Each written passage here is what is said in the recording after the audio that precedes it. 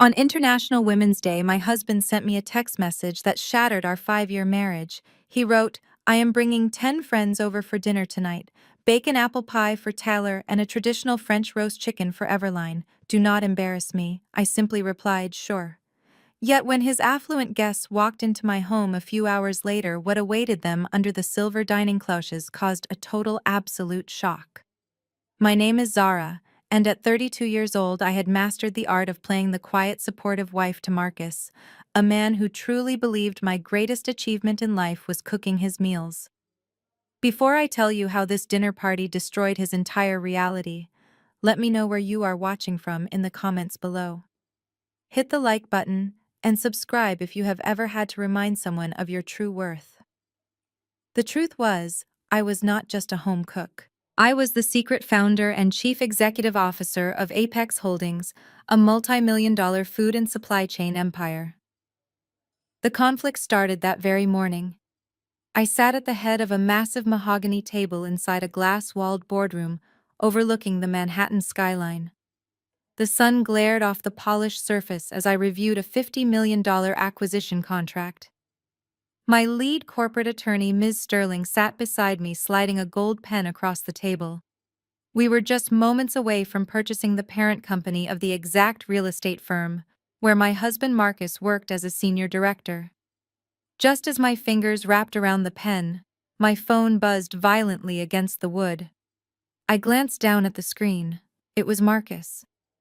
I read his demanding text message again. Bacon apple pie for Taylor and a traditional French roast chicken for Everline. Do not embarrass me. He did not ask how my day was going. He did not say please. He issued an order to a woman he viewed as his subordinate. Ms. Sterling paused, adjusting her glasses. She caught a glimpse of the illuminated screen and sighed heavily. "Is Marcus throwing another one of his lavish dinner parties, Zara?" she asked. Her voice carried a mix of professional restraint and deep personal annoyance. She knew exactly who Marcus was. She knew that he constantly used our joint bank accounts to fund his luxurious lifestyle, accounts that I secretly replenished every single month while he bragged to his friends about being the sole provider. I set the gold pen down and leaned back in my leather chair. "Yes, he is bringing Taylor and Everline along with 8 other guests," I replied, keeping my voice perfectly level. Taylor was his most toxic business partner, a man who constantly made inappropriate jokes at my expense. Everline was my white sister-in-law, who never missed an opportunity to deliver backhanded compliments about my background, my culture, and the neighborhood where I grew up. Ms. Sterling crossed her arms. "Zara, your husband does not even know that you are about to become his ultimate boss in exactly 10 minutes. Does he still think you are running a small neighborhood catering gig out of the kitchen?" "He thinks I am barefoot in the kitchen waiting for his commands," I said. I picked up my phone and opened the keyboard. I did not write a paragraph explaining my busy schedule. I did not remind him that today was a day meant to celebrate women. I simply typed the word "sure" and pressed send. Then I turned my attention back to the $50 million contract. I picked up the gold pen and signed my name on the dotted line. The ink was dark and permanent. The acquisition was officially complete. I now owned the very ground Marcus walked on. "Congratulations, Madam Chief Executive Officer," Ms. Sterling said, smiling warmly as she gathered the documents. "What is your first order of business for the new quarter?" I stood up, smoothing the front of my tailored suit. "I need a favor, Ms. Sterling. Cancel my afternoon meetings, then I need you to go down to the legal archives and print out 10 specific files. I want full background checks, bank statements, and foreclosure notices. Do not put them in standard manila folders. I want them bound in premium black leather dossiers. Make them look like expensive high-end restaurant menus." Ms. Sterling raised an eyebrow, her smile widening. "Are we serving legal papers for dinner tonight, Zara?" I walked toward the glass door and looked out over the city. "No, Ms. Sterling. We are serving the absolute truth. I am going to give Marcus an unforgettable feast. Have the dossiers delivered to my house by 4 o'clock. I have a dining room table to set." "Before you leave, Madam CEO," Ms. Sterling said, pulling one last beige folder from her leather briefcase. We need to verify the final asset freeze protocol on your joint accounts. Marcus made an unusually large transfer yesterday afternoon, and I want to ensure you are aware of it before we lock his access out completely. I paused with my hand hovering over the brass doorknob. My husband had never been good at hiding his financial incompetence, but his audacity always managed to surprise me. "What did he do this time, Miss Sterling?" I asked. She adjusted her silver-framed glasses and looked down at the highlighted bank statement. He withdrew exactly $100,000 from the primary joint checking account. The funds were wired directly to a luxury auto dealership in Connecticut and a boutique jeweler on Fifth Avenue. I walked back to the mahogany table and leaned against the edge. $100,000. Marcus had always been careless with money, but a six-figure withdrawal in a single afternoon was desperate even for him. "He honestly thinks that money comes from his brilliant stock market investments," I said, shaking my head. "He has no idea that my shell corporation has been quietly depositing those funds every month just to keep his credit score from collapsing." Ms. Sterling flipped the page. The jewelry receipt shows the purchase of a vintage diamond tennis bracelet. The auto dealership invoice is for a down payment on a customized Porsche Macan. "I assume he is not buying these items as early anniversary gifts for you, Zara?" A cold laugh escaped my chest. I looked out the glass walls at the bustling city below. "No, Ms. Sterling. My anniversary is in October, and Marcus does not buy me diamonds. He buys me kitchen appliances and tells me to be grateful. The vintage bracelet and the luxury car are not for me. They are for Everline." Ms. Sterling looked up, her expression shifting from professional detachment to genuine disgust. "Your sister-in-law.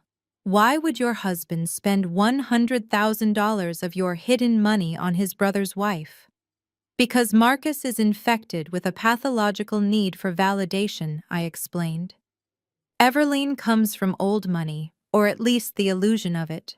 She is white wealthy and drips with a suffocating superiority complex that constantly reminds Marcus he is an outsider. His brother David married into her family, and ever since that day, Marcus has been desperate to prove he belongs at their country club table. He buys her lavish gifts under the guise of family investments just to get a pat on the head. He wants her to see him as an equal." "It is pathetic," Ms. Sterling murmured, closing the folder. "He is draining your marital assets to buy the respect of a woman who openly disrespects you." "Everline does not just disrespect me," I said, my voice dropping to a harsh whisper. "She views my existence in her family as a charitable tax write-off. She complains about the smell of my ethnic cooking. She asks if my hair is real every time we sit down for the holidays. And tonight, my husband wants me to roast a chicken for her, while he hands her the keys to a new Porsche, paid for by my sweat and blood." Ms. Sterling tapped her gold pen against the table. "The trap is officially set, Zara. The moment I file these acquisition papers at 5 o'clock, your husband will technically become a low-level employee of your subsidiary company. And the moment I activate the asset freeze at 7 o'clock, his credit cards will turn into worthless pieces of plastic. I want those receipts blown up and printed in high resolution," I instructed, pointing at the folder. "Put the diamond bracelet receipt as the first page in Everline's leather dossier. Put the Porsche invoice directly under it. When she opens her dinner plate tonight, I want her to see exactly whose money she has been flaunting." "Consider it done," Miss Sterling replied, packing the documents into her briefcase. "Will you need your private security detail stationed at the house tonight?" "Have 4 men wait in the kitchen," I said. "Marcus has a temper when he feels cornered, and tonight I am taking away every corner he has left. I am stripping him of his job, his stolen money, and his fragile pride in front of the audience he values most." I pulled the boardroom door open. The air of the corporate hallway rushed in. I stepped out and looked back at my attorney one last time. "Make sure the dossiers are bound perfectly, Ms. Sterling. It is going to be a very long, unforgettable dinner." When the iron gates of our property swung open, the brick facade of the house loomed ahead. Marcus loved to tell his friends that he bought this home with his bonuses. He loved to pretend he was the king of a castle he did not actually own. The truth was, my hidden corporate trust held the deed, and I paid the exorbitant property taxes every single quarter. I stepped out of the car and walked through the heavy double doors of the foyer. The smell of cinnamon, baked apples, and roasting herbs hit me immediately. I walked straight into the sprawling gourmet kitchen. A team of private caterers were frantically moving between the double ovens. They had followed Marcus' demands perfectly. A golden apple pie and a French roast chicken rested on the counter. I pulled a thick envelope of cash from my handbag and handed it to the head chef. "Thank you for your hard work." "But the menu has changed," I said. "Take this payment, pack up your knives, and leave the property immediately. Take all the food with you. My husband and his guests will not be eating tonight." The generous amount of cash quickly dissolved any questions. Within 15 minutes, the kitchen was completely empty. The delicious smells of roasted poultry and baked cinnamon faded away, replaced by the cold, sterile scent of granite cleaner and impending consequences. Right on cue, a courier van pulled up to the service entrance. A young man stepped out carrying a locked briefcase. He handed it to me with a respectful nod. "Ms. Sterling sends her regards," he said before disappearing. I carried the briefcase into the formal dining room and placed it at the head of the massive mahogany table. I snapped the locks open. Inside, resting on black velvet lining, were 10 premium leather-bound dossiers. They looked exactly like the expensive tasting menus you would find at a Michelin-starred restaurant. The leather was soft, the edges were perfectly stitched, and each one was embossed with a subtle gold crest. I began to set the table. I moved methodically around. The polished wood placing crisp white linen napkins, heavy crystal water glasses, and solid silver cutlery at each of the 10 seats. But instead of laying down fine china plates, I placed a leather dossier at every setting. I knew exactly where everyone would sit. Marcus always took the head of the table opposite me to play the role of the benevolent patriarch. Taylor always sat to his right, demanding the most attention. I took the dossier containing the wire fraud evidence and the shell company bank statements and placed it precisely at Taylor's seat. Everline always sat near the middle where she could hold court and project her voice over everyone else. I took the dossier containing her husband's bankruptcy records, the Hamptons foreclosure notice, and the purchase deed showing that I now owned her house. I placed it perfectly centered at her seat. Once all 10 dossiers were arranged, I walked over to the antique wooden sideboard and retrieved 10 heavy silver cloches. The polished metal domes were traditionally used in high-end hotels to keep gourmet meals hot before serving. I walked around the table and carefully lowered a silver cloche over each leather dossier. The metal clanged softly against the table's surface, hiding the legal landmines from view. I stepped back and admired my work. The dining room looked absolutely stunning. The crystal chandeliers caught the light reflecting off the silver domes. It looked like the setting for a perfect wealthy family gathering. No one would suspect that underneath those covers lay the absolute ruin of their personal and professional lives. 4 large men in tailored black suits stepped silently into the dining room from the kitchen hallway. My private security team had arrived. I nodded to the lead guard. "Lock the front gate after they enter." I instructed disable the garage sensors.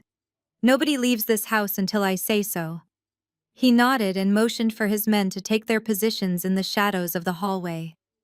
Suddenly, the deep roar of a high-performance engine shattered the quiet evening. I recognized the obnoxious sound of Marcus Aston Martin speeding up the long driveway. The engine cut off abruptly, followed by the slamming of heavy car doors. Through the thick wood of the front doors, I could hear loud, arrogant voices echoing in the stone foyer. Taylor's booming laugh and Everlene's sharp, condescending tone pierced through the walls. My husband and his parasites had arrived expecting a lavish feast. I stood silently at the head of the table, smoothed my dress, and prepared to serve them. I took a slow, deep breath. finally knowing this night would completely change my life forever. The heavy oak front door swung open with a loud thud slamming against the entryway wall. A blast of cold evening air rushed into the warm foyer, carrying with it the overpowering scent of expensive cologne and cheap arrogance. Marcus marched into the house first, leading his pack of guests, like a triumphant king returning to his loyal subjects. His face was flushed from the cold and perhaps a few early drinks at the office.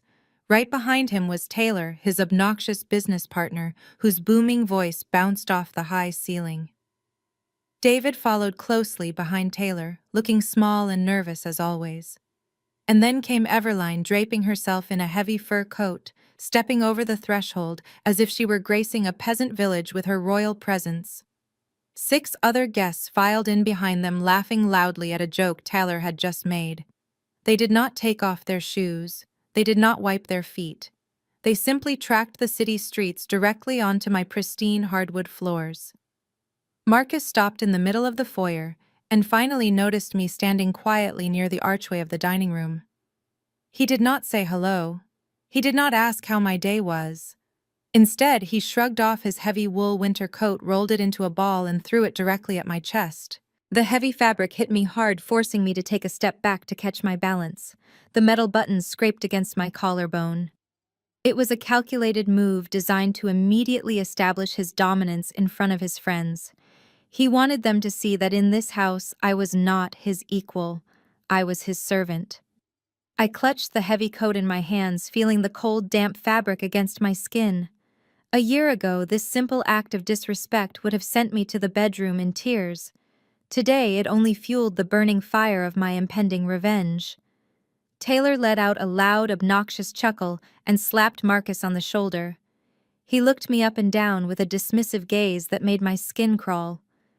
David refused to make eye contact with me, staring intently at his expensive leather shoes instead. The other guests exchanged amused glances, clearly enjoying the power dynamic Marcus was displaying. They were all complicit in his behavior. They thrived on it. They fed off the energy of belittling someone they deemed beneath them. I stood there holding the coat, absorbing their collective disrespect. I memorized every smirk and every condescending look. Marcus stepped closer to me, his breath smelling strongly of aged scotch. "Where are the appetizers?" he barked, his voice echoing in the sudden silence of the foyer. "Taylor is starving. We have been working hard all day while you were sitting around here doing whatever it is you do. Do not just stand there looking stupid." He gestured aggressively toward the kitchen. "Bring out the food, Zara. We do not have all night to wait for you to figure out how to serve a simple meal.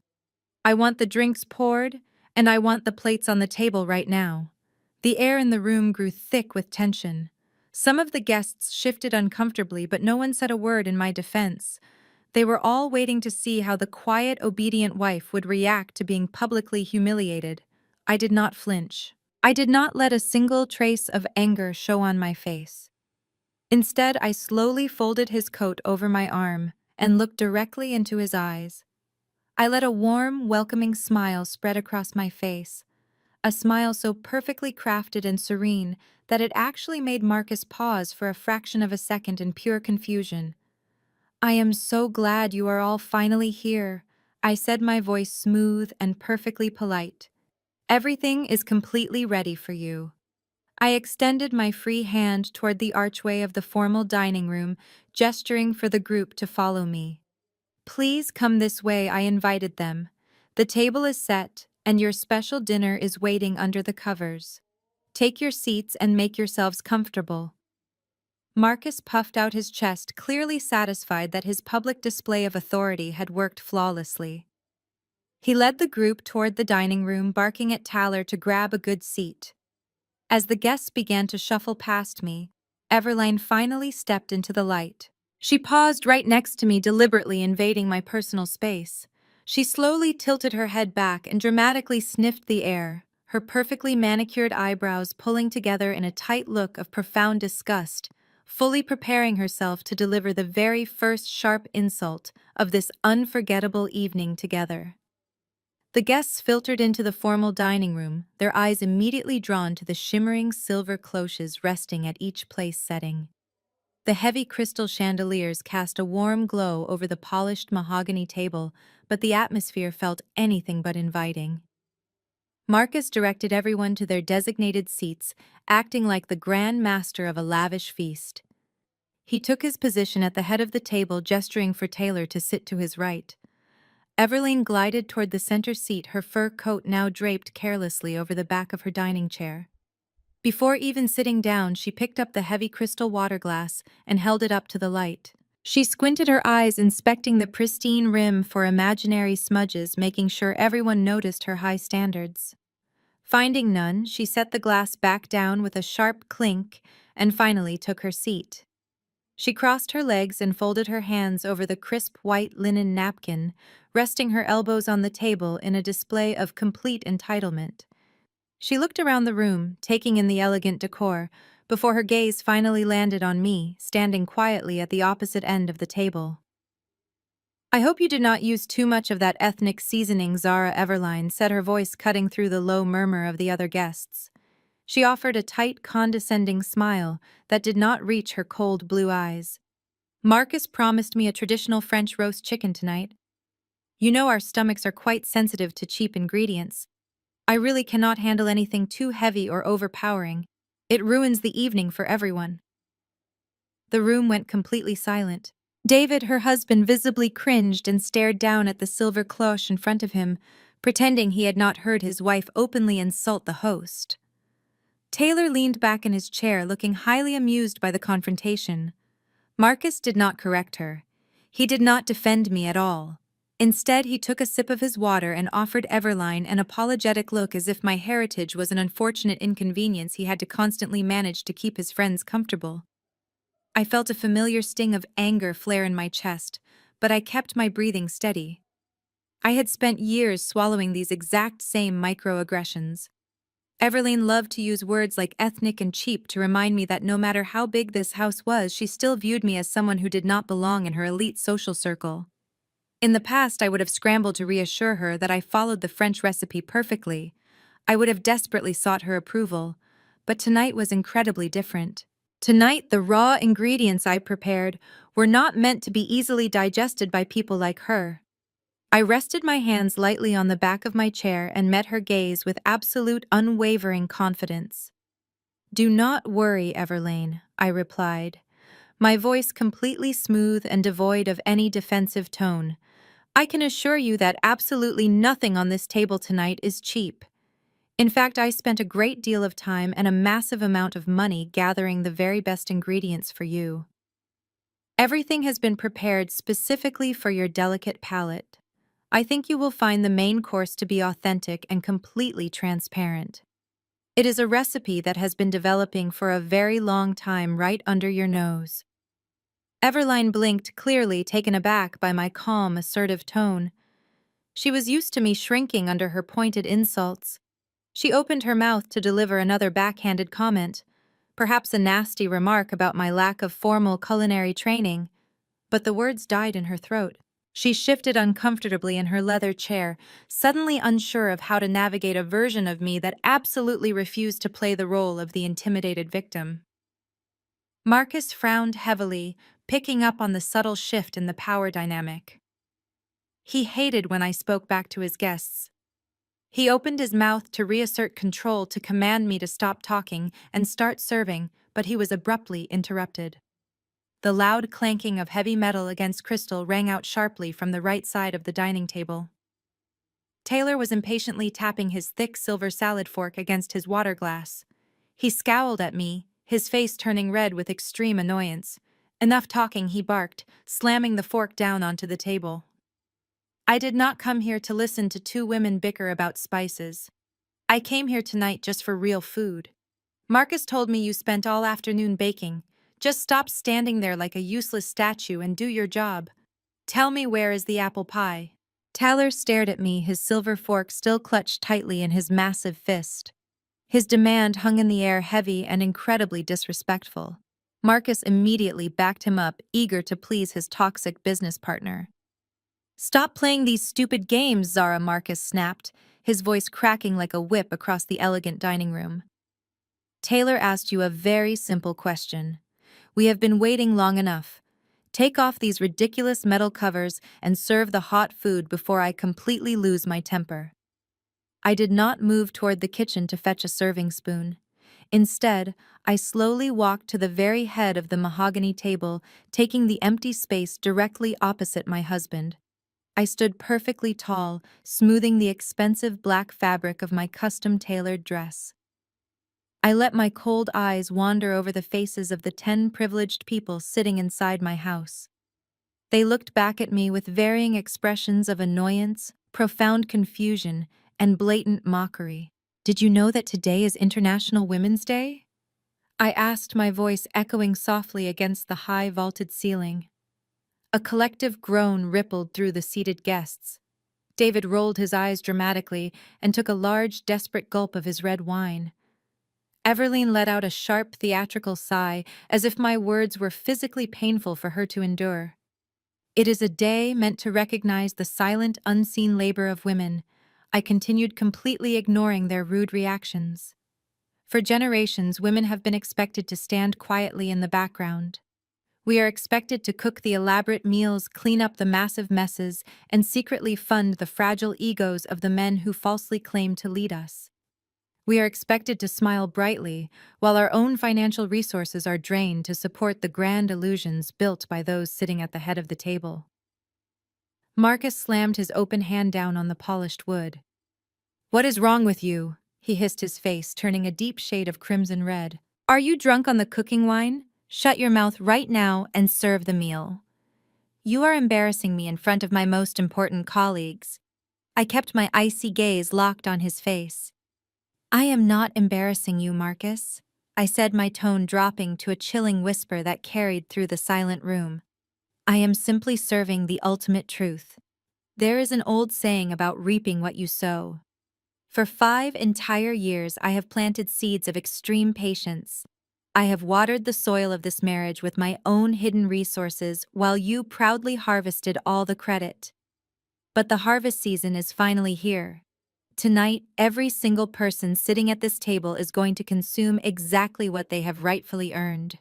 Nothing more and nothing less. You demanded a feast. I have prepared a banquet of absolute reality." The guests exchanged highly confused and mocking glances. One of Marcus' colleagues whispered something foul to his wife, and she stifled a nasty laugh behind her linen napkin. They genuinely thought I was having a mental breakdown. They thought the pressure of being a perfect domestic servant had finally cracked my mind. Everline leaned over to David and muttered loud enough for the entire room to hear clearly. "I told you she was deeply unstable. This is exactly what happens when you marry someone with absolutely no class." Marcus stood up abruptly, his heavy chair scraping violently against the hardwood floor. He pointed a trembling, furious finger directly at me. "I am giving you one last warning, Zara," he shouted, his chest heaving with anger. "If you do not stop this insane rant right now, I will send you straight to the bedroom. You will stay up there until everyone leaves, and we will have a very serious conversation about your terrible behavior tomorrow. You are acting exactly like a hysterical child." I looked at the furious man I had married, the man who truly believed he held all the power in this room. He was trying to banish me to my room as if I were a disobedient teenager. He thought his booming voice and aggressive posture would force my instant compliance. He was incredibly wrong. I did not argue with his hollow threat. I did not raise my voice or defend my sanity to a table full of parasites. I simply broke eye contact with my husband and began to walk slowly down the right side of the long table.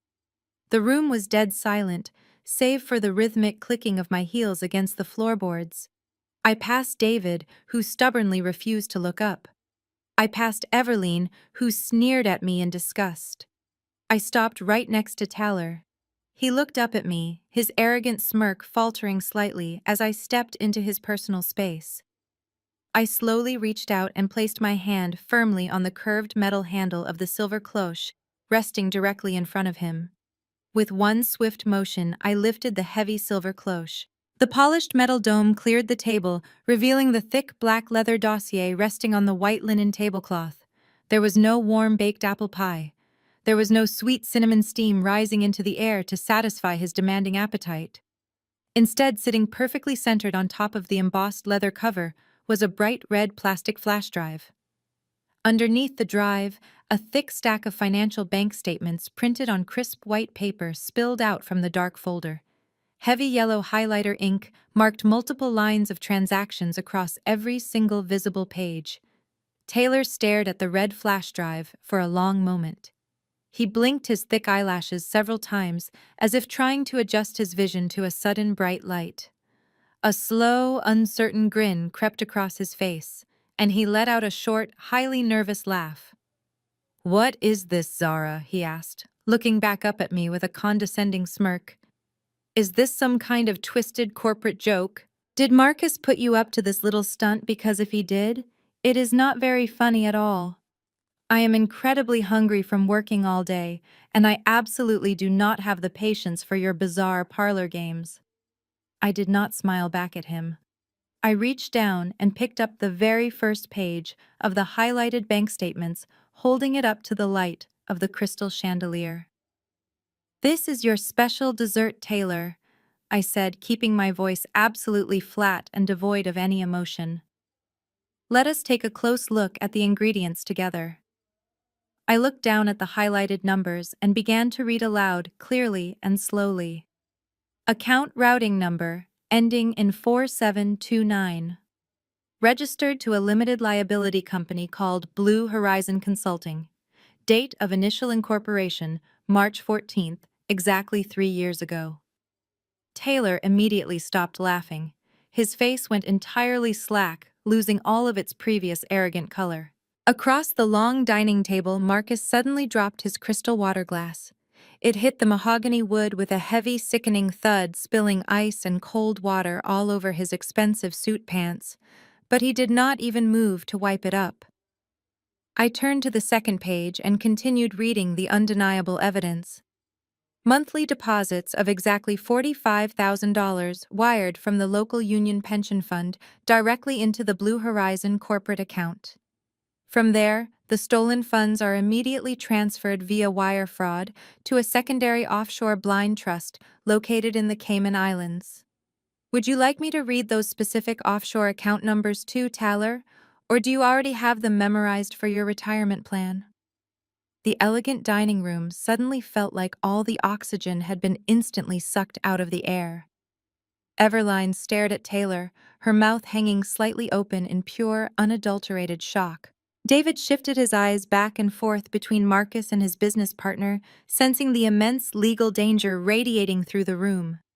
The other 6 wealthy guests sat completely frozen in their heavy wooden chairs, paralyzed by the sudden revelation of severe federal financial crimes being loudly announced over a dinner table.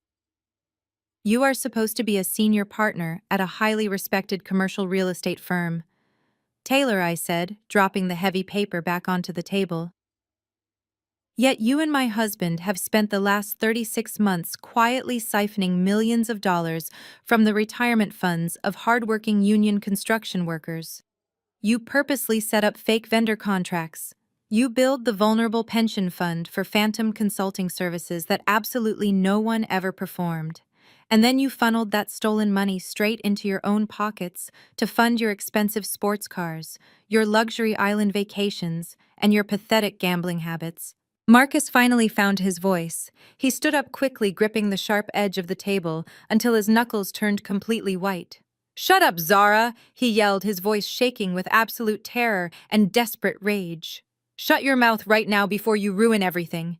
You do not know what you are talking about. You broke into my private home office and you stole highly confidential client files. That is a federal crime. I will have you arrested and thrown in prison for corporate espionage." I slowly turned my calm gaze to my panicked husband. "You cannot arrest the legal owner of your own company, Marcus," I reminded him softly. "And these files are not confidential anymore. They are the exact paper trail of a massive organized embezzlement scheme." Taylor suddenly stood up violently, knocking his heavy dining chair backward onto the hard floor. "You are bluffing," he screamed loudly, pointing directly at my calm face. "I am not bluffing, Taylor," I replied, keeping my hands perfectly still by my sides. My voice was a low, steady hum that easily cut through his frantic screaming. I slowly reached into the deep pocket of my tailored black dress and pulled out a small, sleek, smart home remote control. I held it up so the crystal chandelier light caught the dark polished glass of the device. Everyone at the table watched my hand with wide, terrified eyes, as if I were holding a live grenade. Without breaking eye contact with Taylor, I pressed the center button. Instantly, the expensive surround sound system built directly into the dining room ceiling came to life. A brief crackle of static filled the tense air before a crisp, clear audio recording began to play.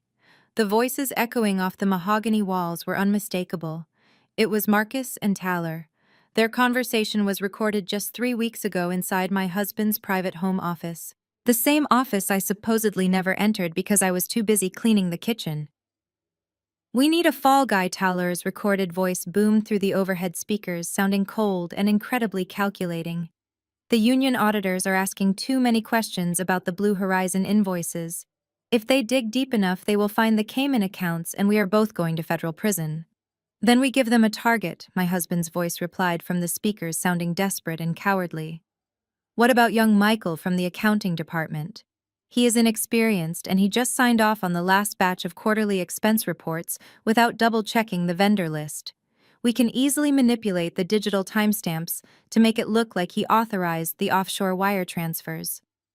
We bury him with fake emails and we walk away clean." "He is a 24-year-old kid with a newborn baby," Taylor's voice answered with a cruel laugh. "He will not have the money to hire a good defense lawyer. He will take a plea deal just to reduce his sentence. It is the perfect setup, Marcus. We pin the missing millions entirely on Michael, and we shut down Blue Horizon before the federal investigators even know what hit them." I pressed the center button again, and the audio abruptly cut off, plunging the dining room back into a suffocating dead silence.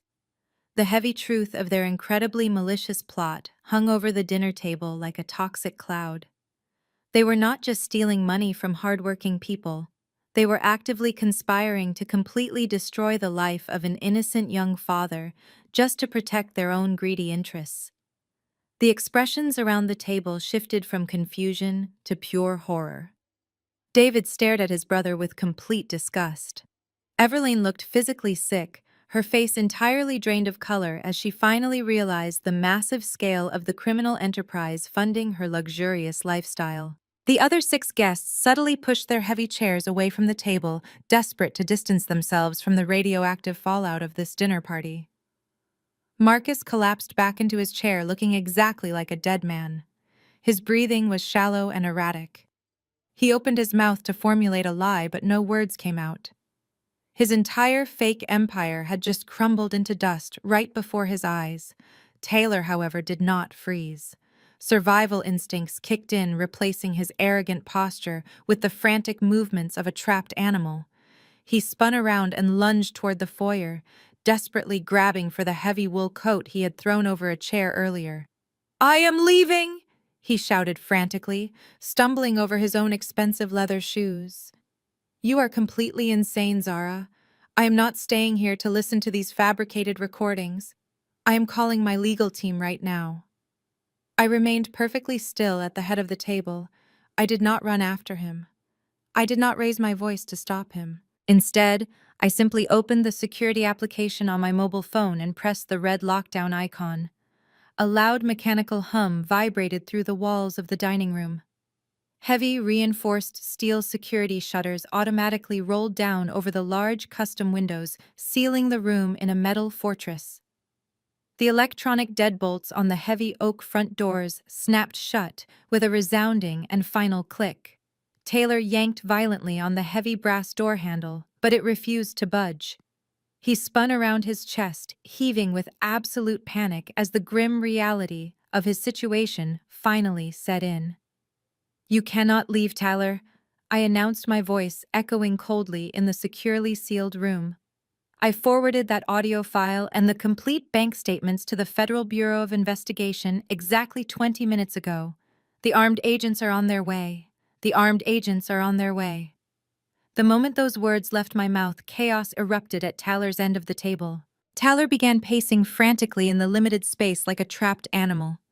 He was muttering rapidly about calling his defense lawyers, about destroying his hard drives, and about how he was not going to spend his life rotting inside a federal prison. The other guests were panicked.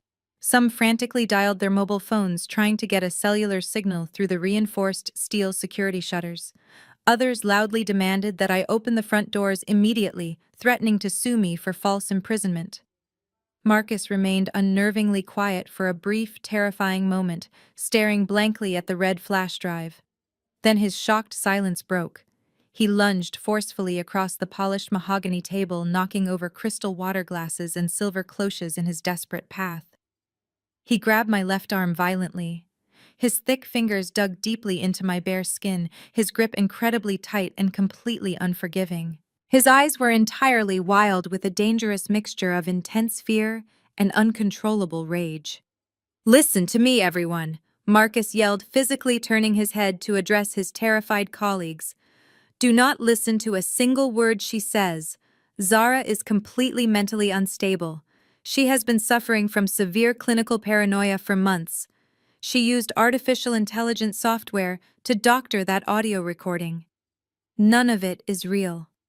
She is having a massive psychotic break right in front of us, and we need to remain calm."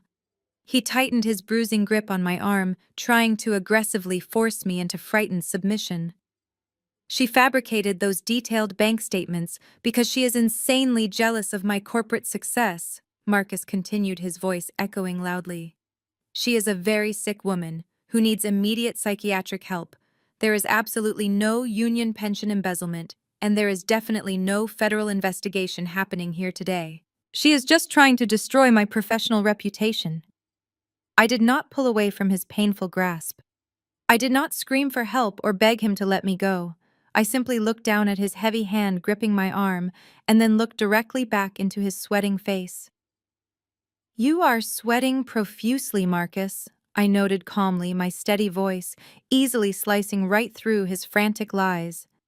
"Innocent men do not sweat like pigs when falsely accused of doctoring audio files. And truly innocent men do not physically assault their wives in front of corporate witnesses." Before Marcus could utter another desperate lie, the heavy wooden door leading to the kitchen swung open. 4 very large men dressed in immaculate tailored black suits stepped silently into the elegant dining room. They moved with absolute tactical precision and undeniable physical authority. These were not cheap hired caterers or random security guards. They were highly trained professional operatives, waiting patiently for my silent command. The lead guard, a tall man with a cold, stern face, closed the distance between Marcus and me in 3 quick strides. He did not say a warning word. He simply reached out and clamped his massive hand directly onto Marcus' right shoulder. The physical force of the grip caused Marcus to instantly release my bruised arm. He stumbled backward, his eyes darting wildly in pure terror between the 4 imposing men. "Sit down," the lead guard commanded, his voice devoid of any human emotion. He pushed Marcus firmly in the chest, forcing him to stumble backward until the back of his knees hit his heavy dining chair. Marcus collapsed heavily into the leather seat, his chest heaving rapidly, his previous aggressive bravado completely evaporating under the physical threat of the security detail. The entire dining room went dead silent once again. The wealthy guests stared in absolute frozen shock at the 4 strong men standing like giant stone statues around my defeated husband. The severe reality of the extremely terrifying situation was finally sinking deep into their minds. This was definitely not a simple domestic dispute. This was a carefully executed trap, and I was the only person holding all the keys to their freedom. The heavy, suffocating silence was suddenly shattered by a loud, high-pitched screech coming from the center of the table. Everline stood up abruptly, her face completely pale and contorted with extreme aristocratic indignation. She pointed a visibly trembling manicured finger directly at Marcus and then turned her highly furious gaze to her cowardly husband David. "David, do something!" Everline shrieked, her voice cracking violently with sheer panic. "I cannot believe you dragged me into this complete nightmare. Fire Marcus right now. Strip him of his corporate title and get us out of this terrifying house immediately. I absolutely refuse to sit here and eat my dinner tonight in a complete madhouse." Everline snatched her incredibly expensive fur coat from the back of her heavy leather dining chair. She slung it forcefully over her shoulder with an exaggerated motion of extreme disgust. She glared at me, her pale blue eyes practically vibrating with unchecked rage and deeply ingrained racial entitlement. "Open these steel security shutters right this second, Zara," she commanded, her voice echoing sharply against the polished mahogany walls. "You have absolutely no legal right to hold me hostage inside your tacky little suburban home. I come from a wealthy family that practically helped build this entire city from the ground up. My grandfather founded the exclusive country club where your pathetic criminal husband constantly begs to play golf every single weekend. If you do not unlock that front door immediately, my powerful family lawyers will completely destroy your entire pathetic life. They will bury you in so much aggressive litigation that you will be entirely bankrupt and living on the streets by tomorrow morning." David reached out with a violently trembling hand, trying to gently grab his wife's arm. "Please, Everline, just sit down and be quiet," he whispered desperately, clearly terrified of the 4 incredibly large security guards standing silently nearby. "We do not want to make things any worse than they already are right now." Everline violently jerked her arm away from her weak husband. "Do not! You dare tell me to be quiet, David!" She snapped, her face flushing a deep shade of indignant, angry red. "I am not going to cower in fear just because this arrogant woman hired some cheap muscle to intimidate us over a dinner table. She is absolutely nothing. She has always been nothing but a mistake. She is just a glorified housemaid who got incredibly lucky when Marcus decided to drastically lower his high standards. I am going back to my massive estate in the Hamptons tonight, and I am never stepping foot in this hideous house ever again." I listened to her completely unhinged rant without interrupting a single word. Her desperate need to loudly assert her social superiority was entirely predictable and remarkably pathetic. I slowly began to walk down the left side of the long, polished dining table. My heels clicked rhythmically against the dark hardwood floor, measuring the heavy, suffocating silence that immediately followed her loud, arrogant outburst. I casually passed the highly terrified corporate guests, who were now pressing themselves tightly against the high backs of their chairs. I walked directly behind David, who was staring down at his empty porcelain plate, looking entirely defeated and physically sick. Finally, I stopped moving when I was standing directly behind Everline. I could easily smell the strong floral scent of her incredibly expensive designer perfume. It was a thick, suffocating fragrance meant to cleverly mask the incredibly ugly reality of her deeply toxic personality. "You are deeply obsessed with the grand illusion of your own superiority." "Everlyn," I said, my voice low and dangerously calm, just inches from her right ear. She stiffened instantly, her narrow shoulders tensing defensively under the heavy fur coat, but she stubbornly refused to turn around and look at my face. "You walk into my private home and you openly insult the hot food I prepare. You make nasty, underhanded comments about my rich cultural heritage, and you constantly treat my very existence as a personal insult to your pristine high society pedigree. You honestly believe that your precious generational wealth makes you completely untouchable by the normal rules of human decency." Everline let out a short, highly bitter laugh. "It actually does make me untouchable," she sneered, staring straight ahead at the polished silver cloche resting on the table directly in front of her. "You can lock all the doors and play your little security guard games all night long, Zara, but it changes absolutely nothing about who we are. Tomorrow morning I will wake up in my $10 million beachfront mansion, and you will still be trapped in this miserable, pathetic little life, serving a corrupt man who steals money just to buy me vintage diamond bracelets." I smiled a cold, entirely humorless smile, looking down at the top of her perfectly styled, expensive blonde hair. You are incredibly confident about a lavish future that simply does not exist anymore, I told her smoothly without raising my voice. You loudly boast about your untouchable status, but your entire reality is built on a crumbling, weak foundation of hidden lies and massive unpaid debts. You absolutely love to flaunt your generational wealth, but you never even bother to check if the family bank accounts are actually full. Everline finally turned her head to look up at me. What are you talking about? She whispered. I slowly lifted the silver cloche up. I slowly lifted the silver cloche up. The polished metal dome moved away to reveal a sleek black leather dossier just like the one sitting in front of Tyler. But the papers resting on top of Everline's dossier were entirely different. There was a thick stack of legal documents printed on heavy formal paper, secured with a stark red legal seal.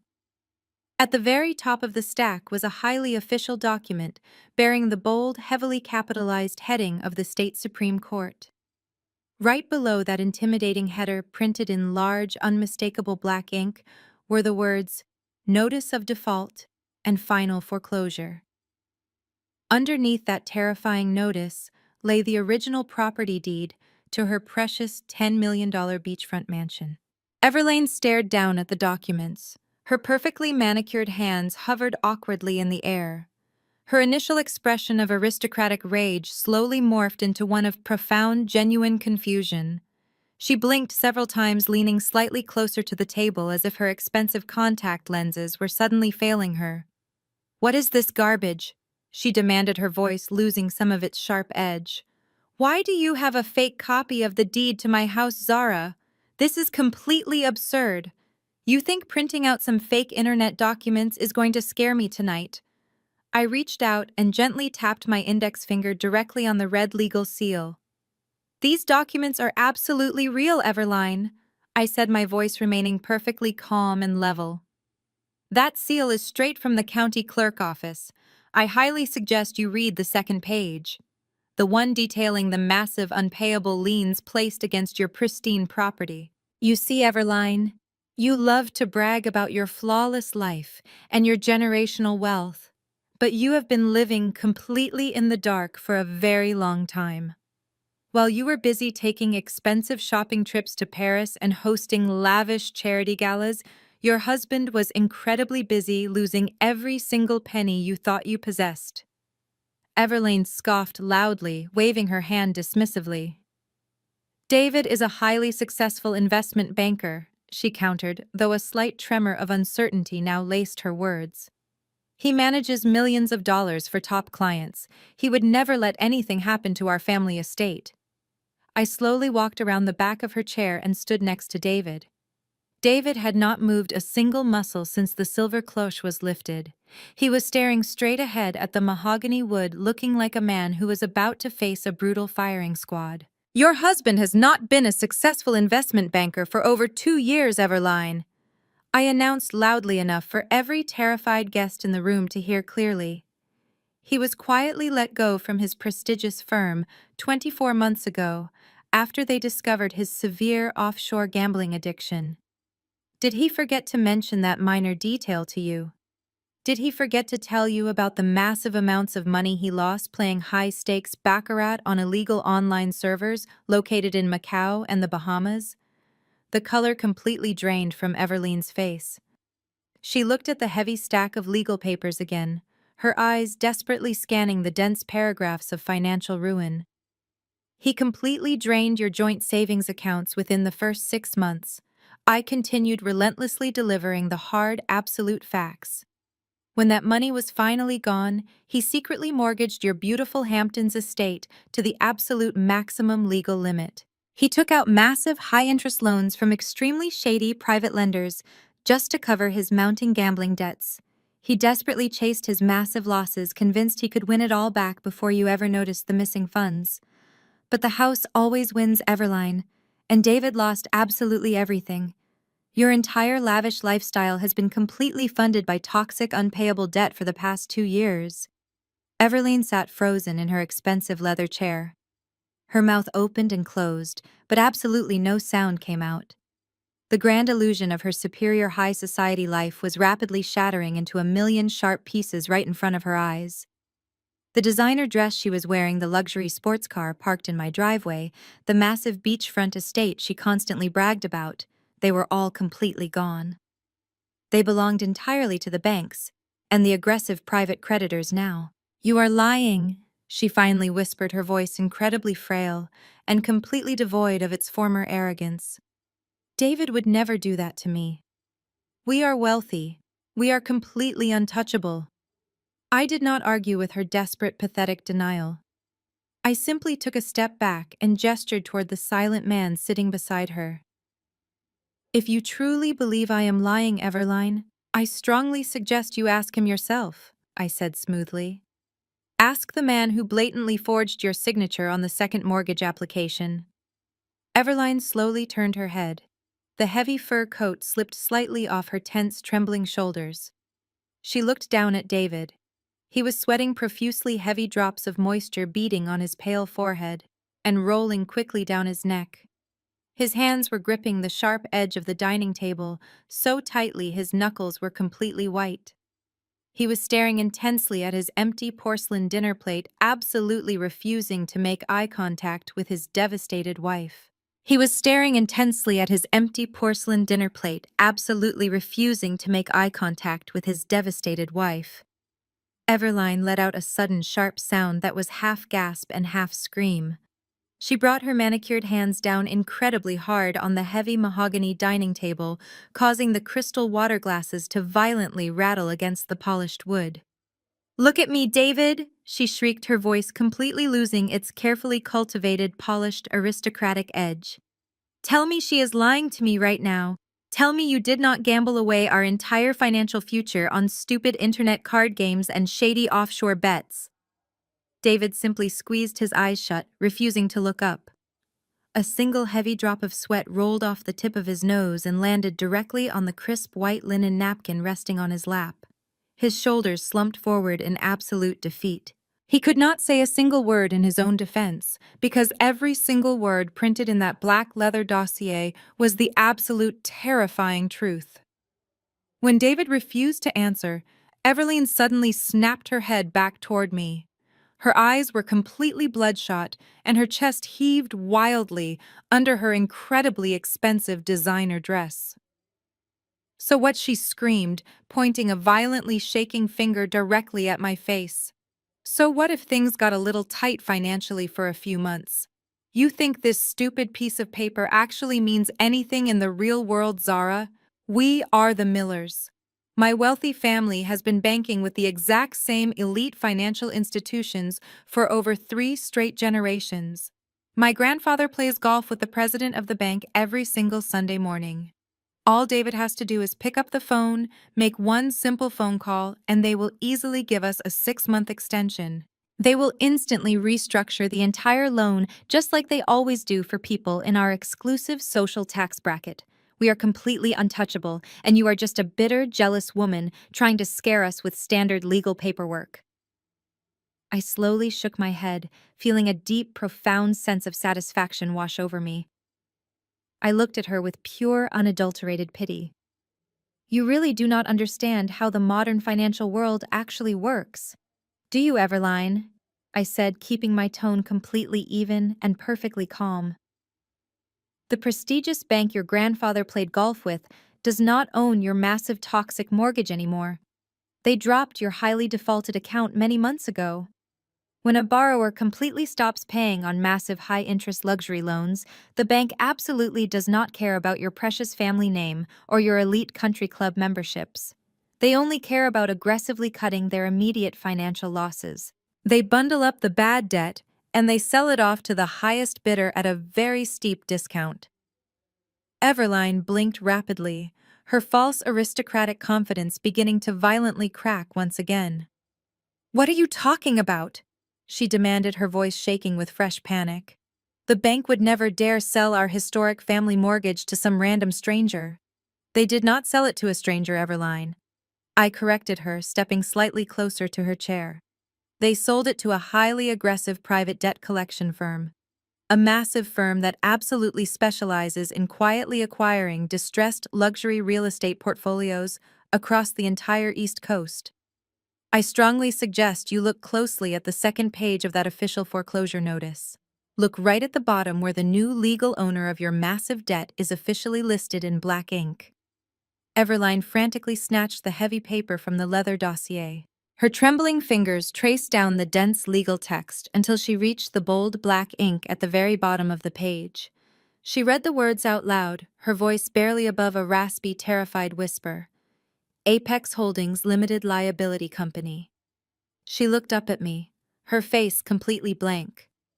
Who is Apex Holdings? She asked, sounding entirely defeated. Is that one of Taylor's shady shell companies? Did my corrupt husband sell our massive beachfront estate to his own criminal brother? Marcus, who was still sitting frozen in his chair under the watchful eyes of my massive security guards, suddenly let out a strangled gasp. He recognized the corporate name immediately. It was the exact same parent company he had been desperately trying to secure a major commercial real estate deal with all year long. No, Everline, I said, my voice ringing with absolute chilling finality. Marcus and David have absolutely nothing to do with Apex Holdings. They do not have the capital, the intelligence, or the power to run a massive corporate entity like that. I slowly reached into the deep pocket of my tailored black dress. My fingers wrapped tightly around cold, heavy metal. I pulled my hand out and held it directly over Everline's empty porcelain dinner plate. I opened my hand and dropped a heavy set of shiny brass keys. They hit the expensive china with a loud, sharp clatter that echoed violently through the dead, silent dining room. I am Apex Holdings, I announced, looking directly into her terrified, widening eyes. I bought your massive debt last week and the foreclosure was finalized this morning. I own your house, Everline. I watched her process the sheer magnitude of her absolute ruin. For 2 entire years, you paraded around this city acting like absolute royalty. I continued, my voice slicing through the heavy, suffocating silence of the room. You constantly looked down your perfectly sculpted nose at my clothes, my house, and my rich cultural heritage. But let us talk about your clothes, Everline. That authentic vintage Chanel flat bag you brought to Thanksgiving dinner last year, the one you made a massive point to loudly tell everyone cost $12,000. David bought that exact bag using a high-interest credit card that my holding company quietly paid off just so your account would not go into total default. That custom white Porsche Macan you drove here tonight, the one parked in my driveway leaking oil on my expensive paving stones. Marcus used my hard-earned corporate dividends to secretly cover the massive down payment just to impress you. Every single luxury ski vacation to Aspen, every single sip of expensive vintage champagne you consumed at your elite country club, every single pair of designer red-bottom heels you wore to walk all over me, they were all entirely funded by my money. I have been secretly subsidizing your arrogant, pathetic existence for 24 straight months. The harsh reality of her utter financial dependence finally broke her completely. Everline suffered a total, terrifying narcissistic collapse right there at the elegant dining table. The pristine mask of her wealthy white privilege violently shattered, leaving behind absolutely nothing but raw, ugly desperation. She let out a guttural, animalistic scream that echoed sharply against the crystal chandeliers above us. "You filthy, lying witch!" she shrieked, her face twisting into a hideous mask of pure, unfiltered hatred. She grabbed the sharp edge of the mahogany table, pushed off forcefully with her expensive heels, and lunged violently across the space separating us. Her manicured fingers were curled into vicious claws, aimed directly at my eyes. I did not even blink. I did not need to step back. Before she could even cross halfway, the lead security guard moved with terrifying, blinding speed. He stepped smoothly in front of me, raising one massive, solid arm to block her frantic path. Everline crashed hard into him, like a fragile, panicked bird hitting a thick, solid brick wall. The severe physical impact knocked the breath entirely out of her lungs. The guard easily grabbed her by the trembling shoulders and forcefully shoved her back toward her designated seat. She stumbled wildly, her expensive heels twisting painfully underneath her shifting weight, until she crashed heavily back into her thick leather dining chair. Humiliated, physically restrained, and entirely stripped of her false power, Everlane completely lost her mind. She desperately needed a physical target for her explosive, unhinged rage, and she immediately found the closest, weakest one available. She whipped her blonde head around and locked her crazed eyes on her cowardly husband. David was still cowering in his seat, trembling uncontrollably and sweating profusely. "You pathetic, useless loser!" Everline screamed at the absolute top of her lungs. She scrambled frantically to her feet, leaned aggressively over the table, and slapped him directly across the face. The sharp, violent smack echoed like a gunshot through the silent dining room. David gasped, raising his shaking hands to protect his face, but she slapped him again, even harder this time. "You completely ruined my life!" She wailed, heavy tears of pure, narcissistic rage finally streaming down her flushed cheeks, completely ruining her expensive, flawless makeup. "You promised me a perfect, wealthy life, and you threw it all away on stupid, illegal gambling websites. You made me completely dependent on this despicable woman." She hit him a third time, her heavy diamond rings tearing a small, bloody scratch across his pale, sweating cheek. The other wealthy guests watched in horrified, absolute silence, entirely paralyzed by the brutal domestic violence unfolding right in front of their eyes. Marcus sat completely frozen in his chair, too terrified of my security guards to intervene and save his own brother. I watched the pathetic spectacle for a few long moments before I finally decided to put an end to her miserable performance. I raised my hand slightly, and the security guards immediately stepped forward, pulling the hysterical, screaming woman away from her bleeding husband. "Stop screaming, Everline!" I commanded, my voice cutting sharply through her chaotic, endless wailing. "You are completely wasting your breath here, and you are running out of valuable time." She struggled weakly against the massive guard holding her arms, but stopped yelling, panting heavily, as she glared at me with absolute venom. "You really think the worst part of your night is finding out I own your mortgage?" I asked her, a cold, confident smile finally touching my lips. "You are severely mistaken. The foreclosure was legally finalized early this morning, which means you are officially trespassing on my private property. Right at this very second, the county sheriff is standing at your Hamptons estate with a professional eviction crew. They are currently drilling through your expensive custom locks and throwing your designer clothes into garbage bags right on the front lawn." While Everline sat there completely paralyzed by the image of her expensive life being tossed onto the grass, a sudden scraping noise drew my attention toward the far end of the dining table. Two of Marcus' corporate colleagues' men, who had happily eaten my food and laughed at my expense for years, were slowly pushing their heavy wooden chairs backward. They were trying to use Everline's dramatic breakdown as a convenient distraction to quietly slip away into the shadows of the hallway. "I am afraid the evening is not quite over yet, gentlemen," I announced, my voice instantly freezing them in their tracks. "Where do you think you are going tonight? The steel shutters are tightly down and the front doors are completely locked. Please sit back down right now. You have not even touched your special meals." The first man, Richard, swallowed hard. He was sitting next to his elegant wife. "Open your cloche, Richard," I commanded, pointing directly at his plate. He hesitated, his hands trembling visibly under the bright crystal lights. When he finally lifted the silver dome, his wife let out a sharp, terrified gasp. Resting on top of his black leather dossier was a thick stack of high-resolution glossy photographs. I did not even need to read the financial documents for him. The pictures completely spoke for themselves. They clearly showed Richard walking into a luxury boutique hotel downtown, arm in arm with his 22-year-old administrative assistant. Underneath the explicit photos were printed copies of the incredibly expensive hotel receipts and the thousands of dollars in diamond jewelry he had purchased for his young mistress, using his corporate expense account. His wife snatched the photos from the table, her eyes widening in absolute horror and pure betrayal. "You told me you were working late on the corporate merger," she screamed, hitting him forcefully on the shoulder with her expensive designer clutch purse.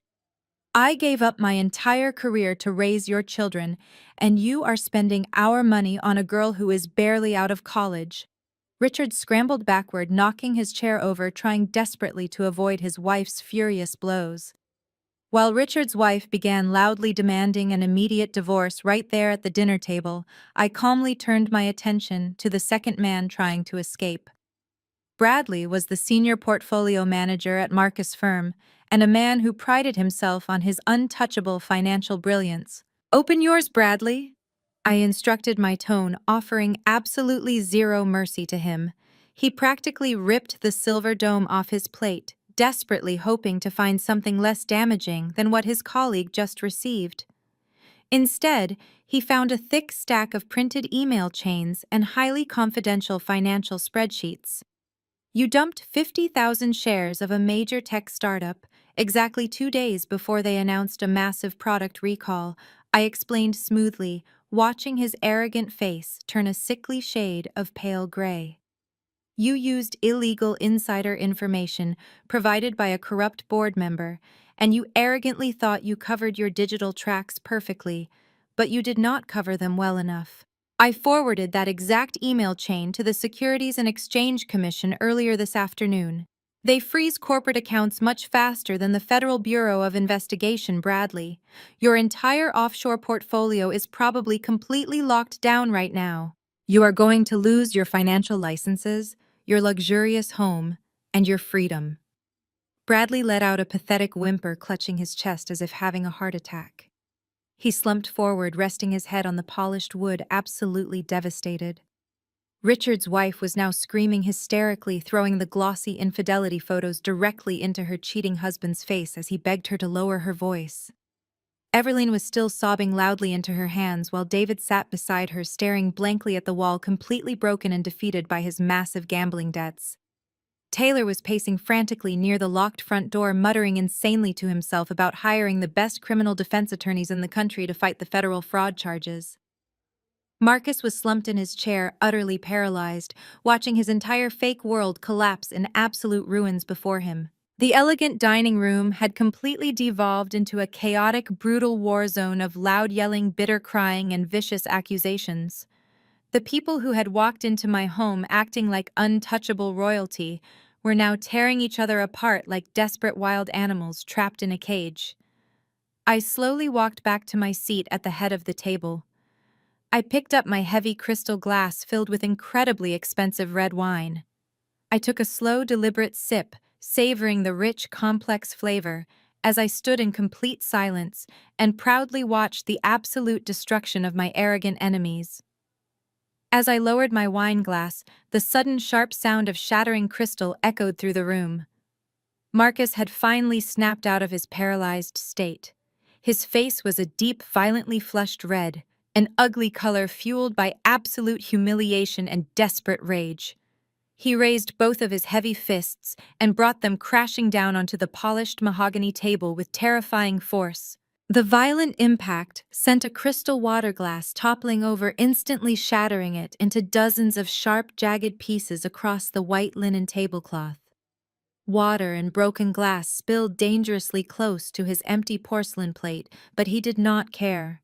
He was breathing heavily, his chest heaving as he glared at me with pure, unadulterated hatred. "You think you have won, Zara?" he screamed, his voice cracking with intense fury. "You think you can just orchestrate this entire insane theatrical production and completely ruin my professional life without facing any severe consequences? You are nothing but a delusional high school educated home cook who somehow managed to get incredibly lucky." I set my wine glass down and looked at him, maintaining my absolute composure. He pointed a trembling, bloody finger at me, having cut his own knuckle on the shattered crystal glass. "You stood in my kitchen for 5 years, making my meals and washing my clothes," he continued, shouting at the top of his lungs. "You do not have the basic intelligence to build a massive corporate empire like Apex Holdings entirely on your own. You clearly hired some shady lawyers and used my hard-earned money to fund this entire pathetic revenge fantasy, but you made a massive, fatal mistake tonight, Zara. You completely forgot who you are married to. I am married to a cowardly man who steals from union pension funds." I replied, my voice completely smooth and unaffected by his aggressive outburst. Marcus slammed his hand on the table again, ignoring the sharp pain. "I am a senior director at a highly prestigious commercial real estate firm," he roared desperately, trying to reclaim his shattered authority in front of his ruined colleagues. I know exactly how corporate law works. I know exactly how marital assets are divided in this state. If you truly own Apex Holdings, and you built it during our 5-year marriage, then guess what, my sweet delusional wife? Half of that multi-million-dollar corporate empire legally belongs to me. David and Everline briefly stopped their vicious arguing, turning their heads to listen to Marcus. A tiny, pathetic glimmer of false hope flashed across Everline's tear-stained face. If Marcus could successfully sue me for half of my massive fortune, then maybe he could pay off David's disastrous gambling debts and save her precious Hamptons estate. I am filing for divorce the absolute second I walk out of this house, Marcus declared, puffing out his chest with a false sense of immense power. I am going to hire the most ruthless, aggressive divorce attorneys in the entire country. They are going to completely tear apart your hidden shell companies and expose every single financial secret you have been keeping from me. I am going to take half of your corporate dividends, half of your real estate portfolio, and half of every single penny you have hidden in your secret bank accounts. By the time my legal team is completely finished with you, Zara, you will be entirely bankrupt and begging for a minimum wage job sweeping the floors of my new office. The room fell completely silent once again. The terrified guests watched closely, waiting to see how I would react to his massive legal threat. Marcus stood tall, breathing heavily, a smug, arrogant smirk slowly returning to his flushed face. He genuinely believed he had just played a brilliant, unbeatable trump card. He honestly thought the American legal system would automatically protect his toxic male ego and reward his years of financial abuse. You are incredibly predictable, Marcus, I said slowly, shaking my head in pure, genuine pity. You always rely on threats of legal action when you completely lose control of a situation, but you are forgetting one extremely important detail about our marriage. I reached my hand into the thick leather dossier resting safely beside my dinner plate. My fingers bypassed the bank statements and the corporate acquisition documents. I reached all the way down to the very bottom of the thick file and pulled out a crisp, heavy stack of legal papers bound together with a dark blue ribbon. I held the document up under the bright crystal chandelier light so he could clearly see the bold black text printed on the very first page. Do you remember signing this prenuptial agreement exactly 5 years ago, Marcus? I asked him very softly. Do you remember signing this prenuptial agreement exactly 5 years ago? Marcus, I asked him very softly. He stared at the dark blue ribbon binding the thick stack of legal paper. I could clearly see the exact moment the distant memory registered in his panicking brain. 5 years ago, he was a highly arrogant junior executive desperate to protect his corporate bonus checks from his new wife. He actually hired a highly aggressive legal team to draft an incredibly restrictive contract just to ensure I could never touch his money if we ever got divorced. I happily signed the document without a single complaint because I was already quietly building my own massive corporate portfolio. He genuinely thought the contract was an impenetrable protective shield for his fragile ego, but tonight it was his absolute financial death warrant. I slowly untied the dark blue ribbon and let it fall onto the white linen tablecloth. I flipped past the standard boilerplate language until I reached page 42. I smoothed the heavy, expensive paper down with my hand and pointed directly to a long paragraph that was heavily highlighted in bright yellow ink. Let me refresh your memory about the specific legal traps your own expensive attorneys set for us, I said, my voice completely steady and commanding. Section 4, paragraph B, explicitly outlines the strict parameters of the morality and financial abuse clauses. Marcus swallowed hard, his throat working nervously as the blood drained entirely from his flushed face. What does that have to do with anything, he demanded, his voice completely losing its previous aggressive volume and cracking with intense fear. I looked down at the highlighted text and began to read the dense legal terminology aloud, so every single terrified guest at the table could hear it clearly. In the event that either party utilizes joint marital assets to knowingly fund, facilitate, or participate in any illegal enterprise, corporate fraud, or criminal embezzlement, all rights to marital property, corporate equity, and spousal support are immediately and permanently forfeited by the offending party. I paused for a brief moment, letting the heavy legal jargon sink deeply into the silent room. Furthermore, the offending party completely waives any and all legal rights to contest the absolute forfeiture of said marital assets in a court of law. I slowly looked up from the heavy document and locked my cold eyes directly onto his sweating face. Do you fully understand what those specific legal terms actually mean in the real world, Marcus? I asked him. You did not just make a few incredibly bad business investments. You actively commingled our marital assets with a massive federal criminal enterprise. He violently shook his head from side to side in desperate, pathetic denial. I never used our personal money for business, he shouted frantically, slamming his hand against his thigh. Blue Horizon was completely separate from our accounts. That is another pathetic, ridiculous lie, I corrected him instantly, reaching back into the dark leather dossier resting on the table. I pulled out a perfectly preserved copy of a cleared bank check from exactly 3 years ago. You used our primary joint checking account to pay the initial corporate filing fees and the expensive legal retainers to establish Blue Horizon Consulting. You used marital funds to literally build the exact shell company you and Taylor used to steal millions of dollars from the Union Pension Fund. You also used that exact same joint account yesterday to buy Everline a vintage diamond bracelet and a custom luxury vehicle, completely exposing us to federal asset seizure. David let out a low, agonizing groan of pure disgust, burying his face deeply in his trembling hands. Everline stared at Marcus with absolute raw hatred, finally realizing he had recklessly dragged her directly into his terrifying criminal web. By using our joint marital funds to facilitate federal wire fraud and massive embezzlement, you automatically triggered the absolute worst penalty in your own prenuptial agreement. I explained, my voice ringing with total, undeniable finality. This highly restrictive contract legally severs you from every single asset I currently possess. You do not get to claim half of Apex Holdings. You do not get a single penny of my massive corporate dividends. You do not get this massive house or any of the luxury cars parked in the garage. This ironclad legal document completely strips you of absolutely everything you thought you owned. You walk away from this 5-year marriage with exactly $0.00.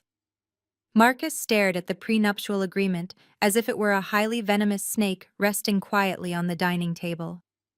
The stark, terrifying reality of his complete financial annihilation was finally crashing down heavily on his shoulders.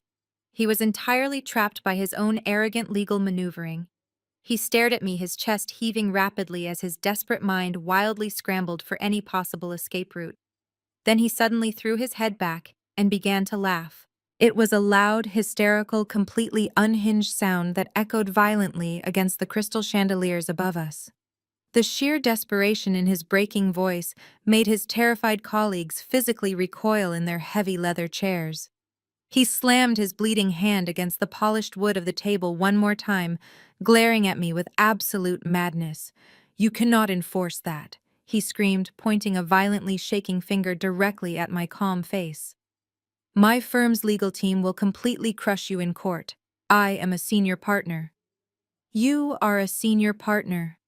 I repeated his words slowly, letting the sheer arrogance of his statement hang in the heavy air of the dining room. "You genuinely believe that your prestigious commercial real estate firm is going to deploy its incredibly expensive corporate attorneys to protect a man who just stole millions of dollars from a union pension fund?" I turned my back on his violently red, sweating face and began to walk slowly toward the head of the polished mahogany table. My heels clicked rhythmically against the dark hardwood floor, echoing like a ticking clock in the dead, silent room. "You are incredibly naive, Marcus. Corporate legal teams exist solely to protect the massive corporate entity from severe financial damage. They absolutely do not exist to protect a toxic criminal liability like you." I reached my designated seat at the very head of the table. Unlike all the other panicked guests, I did not have a shiny silver cloche resting in front of my chair. I only had a single sleek black leather folder resting quietly on the pristine white linen tablecloth. I rested my hands flat against the polished wood and looked down the long, elegant table at the absolutely ruined people sitting trapped inside my house. Everline was still quietly sobbing into her hands, completely shattered by her sudden massive poverty. David was staring blankly at the floor, accepting his brutal fate. Taylor was gripping his hair in absolute panic, knowing the federal agents were rapidly approaching. And Marcus was standing there breathing heavily, desperately clinging to the fragile false illusion of his corporate power. I picked up the black leather folder and flipped it open with a smooth, deliberate motion. Inside rested a single sheet of heavy premium paper. It was not a bank statement or a foreclosure notice or a glossy photograph of an incredibly messy affair. It was a highly official corporate press release scheduled to be published on the front page of the Financial Times at exactly 8 o'clock tomorrow morning. I pulled the crisp paper from the dark folder and walked slowly back down the entire length of the table until I was standing directly in front of my furious, desperate husband. I held the document out toward his chest. He hesitated for a brief, agonizing moment, his eyes darting suspiciously between my calm, confident face and the heavy paper. Finally, his violently trembling fingers reached out and snatched the document from my hand. Read the bold headline, "Marcus," I instructed, keeping my voice entirely even and completely devoid of any human emotion. Read it out loud, so Taylor and all of your wealthy corporate colleagues can hear exactly what their prestigious firm has been up to today while they were busy insulting my cooking. Marcus looked down at the heavy paper. His eyes rapidly scanned the large, bold black letters printed across the very top of the page. His jaw suddenly dropped wide open, and the remaining aggressive color completely drained from his face, leaving him looking exactly like a terrified ghost. He opened his dry mouth to speak, but his vocal cords completely failed him. He simply stood there staring at the press release as if it were written in a strange foreign language he could not possibly comprehend. "Since you seem to have suddenly lost your ability to speak, I will gladly read the exciting news for you," I announced, turning my head slightly to address the entire silent dining room. The headline officially announces that Apex Holdings has successfully completed a massive $50 million hostile takeover of your highly prestigious commercial real estate firm. The final acquisition contracts were officially signed inside my massive glass-walled boardroom at exactly 10 o'clock this morning. The few remaining corporate guests sitting at the table gasped loudly in absolute shock. They looked wildly at Marcus, waiting desperately for him to aggressively deny the insane corporate claim, but he remained completely silent. His terrified eyes were permanently glued to the undeniable corporate seal printed heavily at the bottom of the page. "You spent the last 5 years treating me like an uneducated domestic servant." I continued, my voice rising slightly to fill the elegant room with undeniable, absolute authority. "You forced me to bake apple pies and roast chickens for your toxic friends while you openly mocked my intelligence and my rich cultural background. You truly believed that your fancy corporate title made you an untouchable king in this house.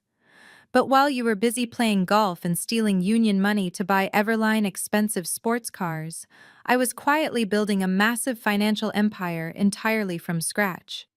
I poured my extreme dedication and my relentless, fierce focus into creating a powerhouse holding company that absolutely dominates the commercial real estate market. You drastically underestimated exactly what a determined Black woman can achieve when she operates in total silence and absolute brilliance."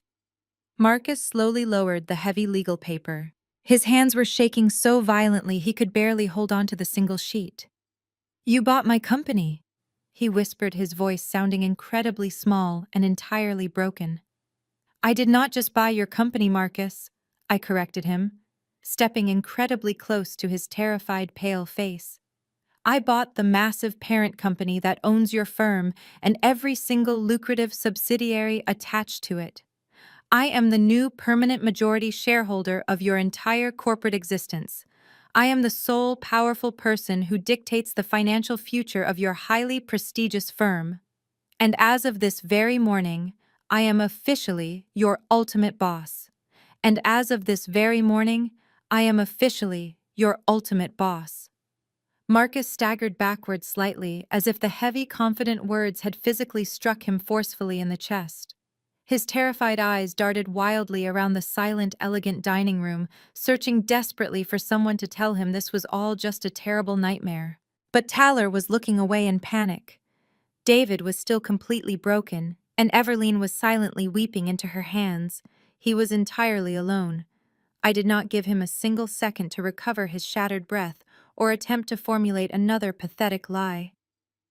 "As your new majority shareholder and the acting chief executive officer of your parent company, I am utilizing my executive corporate authority right here and right now," I announced, my voice echoing coldly off the polished mahogany walls. "Marcus, you are officially terminated from your position as senior director. You are fired effective immediately." I watched his facial muscles twitch uncontrollably. "You are not being let go with a generous corporate severance package," I continued relentlessly. "You are not receiving a quiet, dignified resignation option to save your public face. You are being completely terminated for severe gross misconduct, criminal embezzlement, and massive breach of fiduciary duty. My private corporate security team is currently standing inside your downtown office building. They have already packed your personal belongings into cheap cardboard boxes and completely wiped your digital hard drives. Your expensive corner office, the one you constantly bragged about at my dinner table while treating me like dirt, has been entirely cleared out." Marcus shook his head violently, his hands reaching out toward me in a pathetic gesture of absolute denial. "You cannot fire me," he gasped, his voice barely a weak trembling whisper. "I have massive equity in that firm. I am a senior partner. I own incredibly valuable stock." "You owned stock?" I corrected him immediately, shutting down his final desperate hope. "During the massive $50 million hostile takeover this morning, my legal team initiated a comprehensive internal audit of your specific commercial division. The moment we uncovered your massive offshore wire fraud connected to Taylor's fake shell companies, your corporate equity was instantly frozen. Under the strict terms of the executive partnership agreement, any partner caught engaging in federal financial crimes immediately forfeits their entire equity stake back to the parent company. Your highly valuable stock options are completely gone, Marcus. They legally belong to Apex Holdings now." The absolute devastation washing over his sweating face was incredibly satisfying to witness. Marcus had spent his entire adult life building a massive, fragile identity entirely around his prestigious job title, his expensive custom-tailored suits, and his arrogant financial power. Without his lucrative career and his stolen money, he was absolutely nothing. He was just an empty, hollow shell of a man who verbally abused the only woman who ever actually supported him. But I was not completely finished dismantling his fake, untouchable life. I took a slow, deliberate step closer to him, forcing him to look directly into my cold, unwavering eyes. I did not just send those highlighted bank statements and the incriminating audio recordings to the Federal Bureau of Investigation. I told him, my tone dropping to a dangerous, chilling whisper. I also sent a fully certified copy of your extensive criminal fraud to the State Bar Association this afternoon. Marcus let out a sharp, agonizing gasp, clutching his chest as if his heart was violently failing him. He had spent 7 exhausting years in higher education to earn his prestigious legal and financial licenses. It was his absolute proudest achievement, and the primary tool he used to manipulate people. "I filed a formal legal grievance reporting your massive ethical violations and your direct involvement in stealing millions from a hardworking union pension fund," I continued smoothly. "The Ethics Committee has already opened an expedited investigation based on my undeniable evidence. They will permanently revoke your professional licenses, Marcus. You will be officially disbarred. You will absolutely never work in commercial real estate finance or corporate law ever again. No respectable firm in this entire country will ever hire a disgraced, disbarred criminal." His chest was heaving with rapid, incredibly shallow breaths. His completely ruined life was flashing directly before his terrified eyes. And finally, there is the matter of our miserable, toxic 5-year marriage, I concluded, taking a slight step back from his trembling figure. Since you have completely violated the strict financial abuse clauses of our restrictive prenuptial agreement, I am officially filing for a highly contested divorce first thing tomorrow morning. You are leaving this incredibly expensive house tonight with exactly the clothes on your back. You will receive absolutely no alimony, you will receive no marital assets, and you will receive absolutely no legal mercy from me. The sheer immense weight of his total financial and professional destruction finally crushed the very last remaining piece of his toxic masculine pride.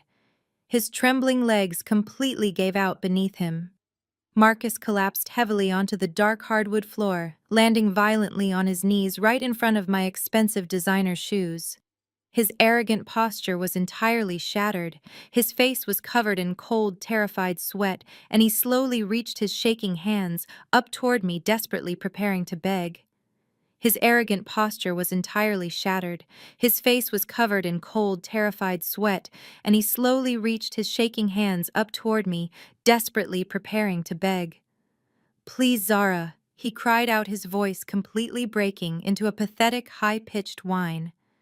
"You cannot do this to me. We are married. We stood in front of our friends and family and promised to love each other for better or for worse. You promised to stay by my side through everything. I am your husband. I made a terrible mistake, but I did it because the corporate pressure was completely destroying me. I just wanted to provide a beautiful life for us. I wanted to give you this massive house and everything you ever dreamed of having." I looked down at the man kneeling on my floor and felt absolutely nothing but pure disgust. I took a slow, deliberate step backward physically, distancing myself from his toxic, manipulative grasp. "Do not dare weaponize our wedding vows against me now, Marcus," I commanded, my voice remaining incredibly cold and entirely steady. "You completely abandoned those sacred vows the very first time you stole money to buy another woman a diamond bracelet. And do not ever claim you committed federal fraud to provide for me. I provided for me. I bought this massive house. I paid for the luxury cars. I funded your entire fake existence while you actively tried to make me feel incredibly small." He kept his hands raised, tears streaming rapidly down his flushed cheeks, but I refused to let him interrupt me. I had held my tongue for 5 years, and I was finally going to speak my absolute truth. "You want to talk about our marriage, Marcus?" I asked him, gesturing toward the completely ruined dining table. "Let us talk about what this marriage actually looked like behind closed doors. You forced me to stay hidden in the kitchen every single time you brought these parasitic leeches into my home. You loudly complained if the roast chicken was slightly too dry, or if the wine was not chilled to your exact specifications. You belittled my intelligence right in front of Taylor just to make yourself look like a powerful alpha male. You told Everline I was just a simple home cook who did not understand the complexities of the modern financial world." Marcus shook his head frantically, continuing to weep on the floor. "I did not mean those things," he sobbed heavily. "I was just trying to fit in with them. You meant every single word I fired back, refusing to offer him any mercy. You loved keeping me beneath you. You thrived on the false belief that I was entirely dependent on your massive salary. But the best part of your delusion was what I was actually doing while you treated me like dirt. Every time you banished me to the kitchen to bake your ridiculous apple pies, I was sitting at the granite island with my laptop open. While you were playing golf and drinking expensive scotch, I was ruthlessly negotiating global supply chain contracts. While you were stealing thousands from union workers, I was securing millions in venture capital. I built an international multi-million-dollar corporate empire from the exact kitchen where you forced me to wash your dirty dishes." The immense contrast between my massive success and his public criminal failure hung heavily in the air. The other guests remained entirely silent, captivated by the brutal dismantling of a man they once deeply respected. Marcus lowered his shaking hands, realizing that none of his manipulative tactics were going to work tonight. He could not gaslight his way out of a federal indictment. He could not scream his way out of an ironclad prenuptial agreement. He could not manipulate a woman who now legally owned his entire world. I gave you every opportunity to be a good man. I told him, my voice dropping to a quiet, definitive tone. I gave you a beautiful home, financial support, and loyalty. But you chose greed. You chose arrogance. You chose to feed your fragile ego instead of honoring your wife. Now you are going to starve on the exact same plate you proudly served me. Before Marcus could formulate another desperate plea to save his ruined life, the heavy atmosphere in the room shifted. A bright, rhythmic flashing pierced through the tiny metal cracks of the steel security shutters covering the dining room windows. Intense, alternating flashes of bright blue and red light painted frantic shadows across the mahogany walls. A split second later, the distant wailing sound of emergency sirens began to echo down our quiet street. The wailing rapidly grew louder and increasingly deafening, signaling the absolute end of his fake, luxurious life. The wailing rapidly grew louder and increasingly deafening, signaling the absolute end of his fake, luxurious life. The flashing red and blue lights illuminated the sheer panic spreading across Everlene's tear-stained face. The reality of the approaching sirens completely shattered the last remaining fragments of her arrogant delusion. She scrambled up from her leather chair, her expensive dress stained with spilled wine. She stumbled around the shattered crystal glass and threw herself toward the head of the table. David reached out weakly, but she shoved him away, desperate to save her own skin. "Zara, please," she begged, her voice trembling with a pathetic mixture of fake humility and raw desperation. "You have to help me. You cannot just let the bank take my massive beachfront estate. I will be completely ruined in my social circles. My prestigious friends will absolutely laugh at me. Just give me a small loan from your holding company. You clearly have millions of dollars sitting in your accounts right now. I will pay you back every single penny. I will even be your best friend. I am so incredibly sorry if I made you feel unwelcome in our family. I was just stressed, and I took it out on you." I stared down at her pleading face, feeling absolute clarity wash over me. For years, I had quietly endured the heavy, suffocating weight of her toxic white privilege. I watched her weaponize her generational wealth against me, using it as a heavy, blunt instrument to constantly remind me of my supposed inferiority. "You are not sorry about how you treated me, Everline," I said, my voice slicing through the chaotic noise of the approaching sirens. "You are only sorry that the woman you deeply despised is now the absolute sole owner of your entire miserable existence. You do not want a loan to rebuild your life. You want a massive handout to protect your fragile artificial image." She opened her mouth to argue, but I raised my hand, silencing her. "Do not dare insult my intelligence by pretending your relentless cruelty was just stress," I commanded, my tone razor sharp and completely unforgiving. "Your cruel behavior was deliberate and deeply rooted in your disgusting sense of racial entitlement. You constantly made nasty, underhanded comments about my natural hair.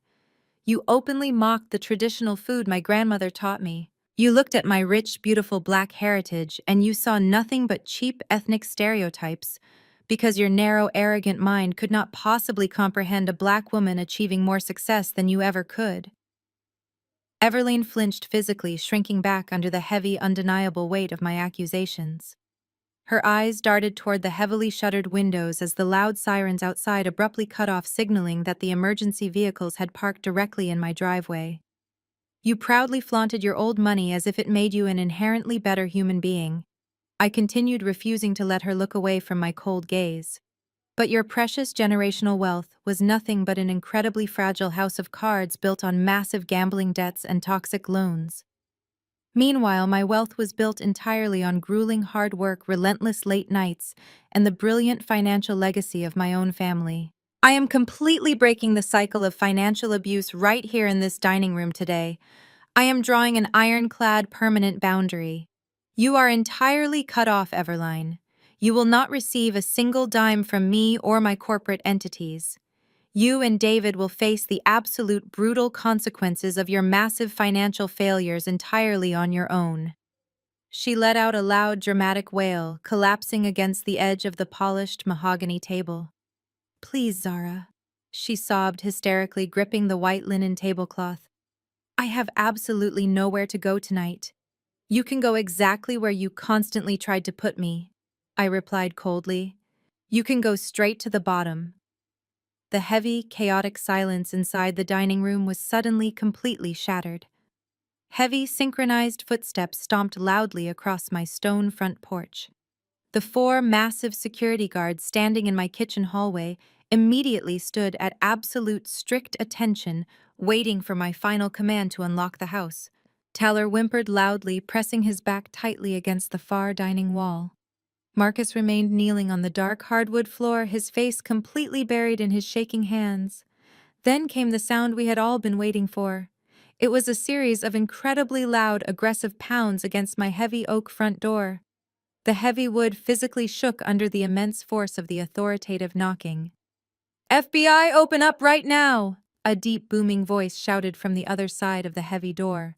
"We have federal warrants for the immediate arrest of Marcus Miller and Tyler Hayes." I slowly turned my head and gave a single sharp nod to the lead security guard standing in the kitchen hallway. He immediately stepped forward and punched a 4-digit code into the electronic panel mounted on the wall. The heavy steel shutters remained tightly locked over the windows, but the thick deadbolts on the front doors retracted with a loud mechanical clank. The lead guard reached out and pulled the heavy oak doors wide open. A flood of cold night air rushed into the foyer, instantly followed by a dozen armed federal agents. They moved with absolute tactical precision, wearing dark vests with the letters FBI printed boldly across their chests in bright yellow text. Their heavy black boots stomped forcefully across my pristine hardwood floors, tracking in dirt and rain as they swarmed directly toward the formal dining room. The overwhelming presence of federal law enforcement completely suffocated whatever remaining air was left in the room. The elegant dinner party had officially transformed into an active federal crime scene. The wealthy guests who had spent the entire evening mocking me now pressed themselves flat against the dining room walls, completely terrified of catching an obstruction charge. Taylor Hayes was standing near the edge of the dining table, his massive chest heaving with uncontrolled panic. When the first two federal agents breached the dining room archway, screaming for everyone to get their hands where they could see them, Taylor's survival instincts violently kicked in. Instead of surrendering peacefully, he made an incredibly stupid decision. He genuinely believed his physical size and corporate arrogance could somehow overpower trained federal law enforcement. "I am not going to any federal prison," he roared, his voice cracking with adrenaline. He lowered his thick shoulder and lunged aggressively toward the closest agent, desperately trying to shove his way past them and escape through the kitchen. He did not even make it 3 steps. The agents reacted with lightning-fast, brutal efficiency. 2 agents instantly grabbed Taylor by the shoulders and completely swept his expensive leather shoes right out from under him. The massive physical momentum sent Taylor flying sideways across the room. He crashed violently into my antique wooden china cabinet. The heavy impact shattered the thick glass doors, instantly raining sharp broken glass and priceless vintage porcelain plates all over his expensive tailored suit. Taylor hit the floor with a heavy, agonizing thud, screaming in pain as the agents immediately pinned him down. "Stop resisting and put your hands behind your back," an agent shouted forcefully, pressing a heavy knee directly between Taylor's shoulder blades. The arrogant senior partner who had demanded an apple pie just an hour ago was now eating the cold hardwood floor, bleeding from a small cut on his forehead and whimpering as the heavy steel cuffs snapped violently around his thick wrists. While Tyler unsuccessfully fought for his freedom, Marcus had the exact opposite reaction. He was still kneeling on the floor exactly where he had collapsed earlier, completely paralyzed by the terrifying reality of his absolute ruin. 2 federal agents approached him quickly, their hands resting cautiously on their tactical belts. "Marcus Miller, stand up and place your hands behind your back. You are under federal arrest for massive wire fraud and corporate embezzlement," the agent commanded with undeniable authority. Marcus did not try to run. He did not yell or threaten them with his prestigious legal team. Instead, his entire body simply went completely limp. He surrendered to his pathetic fate, with a loud, agonizing sob. The agents hauled him forcefully to his feet, pulling his trembling arms securely behind his back. The sharp metallic click of the steel handcuffs echoing through the quiet room sounded like a final heavy lock, securing the absolute end of his life. Marcus openly wept, his tears mixing with the cold sweat on his face. He turned his head, looking desperately at me through his bloodshot eyes. "Zara, please help me," he cried out, his voice completely stripped of all its former arrogant power. "Tell them I am sorry. Tell them I will give all the money back." I just stared at him without a single ounce of pity. "You cannot return money you have already spent buying fake affection, Marcus," I replied coldly. The remaining guests watched in stunned silence as the two men were searched and secured. A tall man wearing a dark suit and federal badge walked into the dining room. He bypassed the terrified guests and walked toward the head of the mahogany table. "Are you Zara?" he asked professionally. I nodded smoothly. "We received your digital files, but need to secure the original physical evidence immediately," he stated, extending his hand. I calmly handed the lead agent the master dossier with all the hard evidence. The lead agent took the heavy black leather dossier from my hands with a curt professional nod. He opened the cover briefly, inspecting the first few pages of the meticulously organized financial records and the bright red flash drive resting securely inside. He quickly handed the thick file to a younger agent standing beside him, instructing him to lock it immediately in the evidence safe inside their primary command vehicle. Then the lead agent turned his stern attention to the remaining wealthy guests, who were still huddled together against the far wall of the dining room. "This residence is now an active federal crime scene," he announced, his voice leaving absolutely no room for debate or negotiation. "Everyone who is not currently under arrest needs to vacate the premises immediately. If we need your witness statements regarding the events of tonight, we will contact your legal representatives tomorrow morning. Now move toward the front exit, and do not touch anything on your way out." The sheer panic that washed over the remaining corporate elites was incredibly satisfying to witness. The arrogant men and women who had confidently marched into my home just a few hours ago, acting like untouchable royalty, were now frantically scrambling toward the foyer like frightened mice fleeing a sinking ship. They desperately grabbed at their expensive wool coats and designer scarves, pushing past each other in a frantic, terrified rush to escape the suffocating presence of federal law enforcement. My security guards stood by the open front doors, watching them file out into the dark night. The weather outside had violently shifted perfectly, matching the absolute chaos of the evening. A freezing, torrential downpour had started sweeping across the city. Cold, heavy rain lashed violently against the stone porch and the paved driveway, creating a miserable obstacle course for the fleeing guests. Everline was among the first to be pushed out the door by the rushing crowd. She snatched her heavy fur coat from the entryway bench, but in her blind panic she fumbled the thick fabric. The coat slipped from her trembling hands and fell directly into a large muddy puddle, forming on the stone welcome mat. She let out a sharp cry of dismay, but she was too terrified of the armed agents to stop and pick it up. She stumbled out into the freezing rain, her thin designer dress instantly soaked through and clinging uncomfortably to her shivering body. She began to march aggressively down the long, wet driveway, completely forgetting that she no longer had the keys to the luxury vehicle parked there. She took 3 aggressive, hurried steps before the uneven, slippery paving stones caught the edge of her expensive shoe. A loud, sharp snap echoed clearly through the heavy rain. The thin stiletto heel of her $1,200 red-bottom shoe broke completely cleanly off. Everline lost her balance entirely. She pitched forward, her arms flailing wildly in the cold, wet air, and crashed hard onto the unforgiving driveway. Her pristine blonde hair was instantly plastered to her face, and her expensive makeup ran down her cheeks in dark, ugly streaks. She sat in the freezing, muddy water, completely ruined and entirely homeless, and she began to scream. She turned her unhinged fury entirely onto David, who was slowly walking out the front door right behind her. "Look at what you have done to me!" she shrieked, her voice completely raw and hysterical. We have absolutely nothing, David. We have nowhere to sleep tonight. David simply stood in the freezing rain, staring down at her pathetic, screaming form, completely numb and entirely defeated. He did not offer her a hand to help her up. He simply let the heavy, cold rain wash over his expensive suit, resigning himself entirely to his miserable fate. Behind them, the rest of the corporate parasites faced their own miserable exits. Richard's wife marched straight past her cheating husband, dialing a taxi service and loudly refusing to let him share the ride. Bradley stood near the front gate, shivering uncontrollably as he stared blankly at his mobile phone, completely terrified of the morning stock market opening.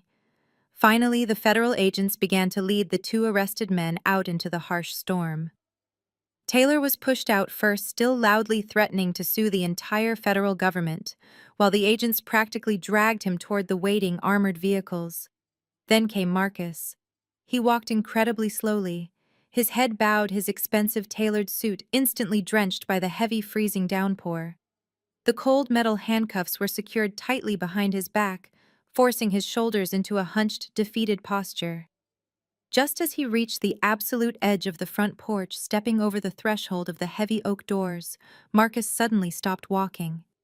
He ignored the federal agent pushing him forward and slowly turned his head to look back inside the house one last time. He looked past the armed guards and saw me standing perfectly still in the warm, brightly lit foyer.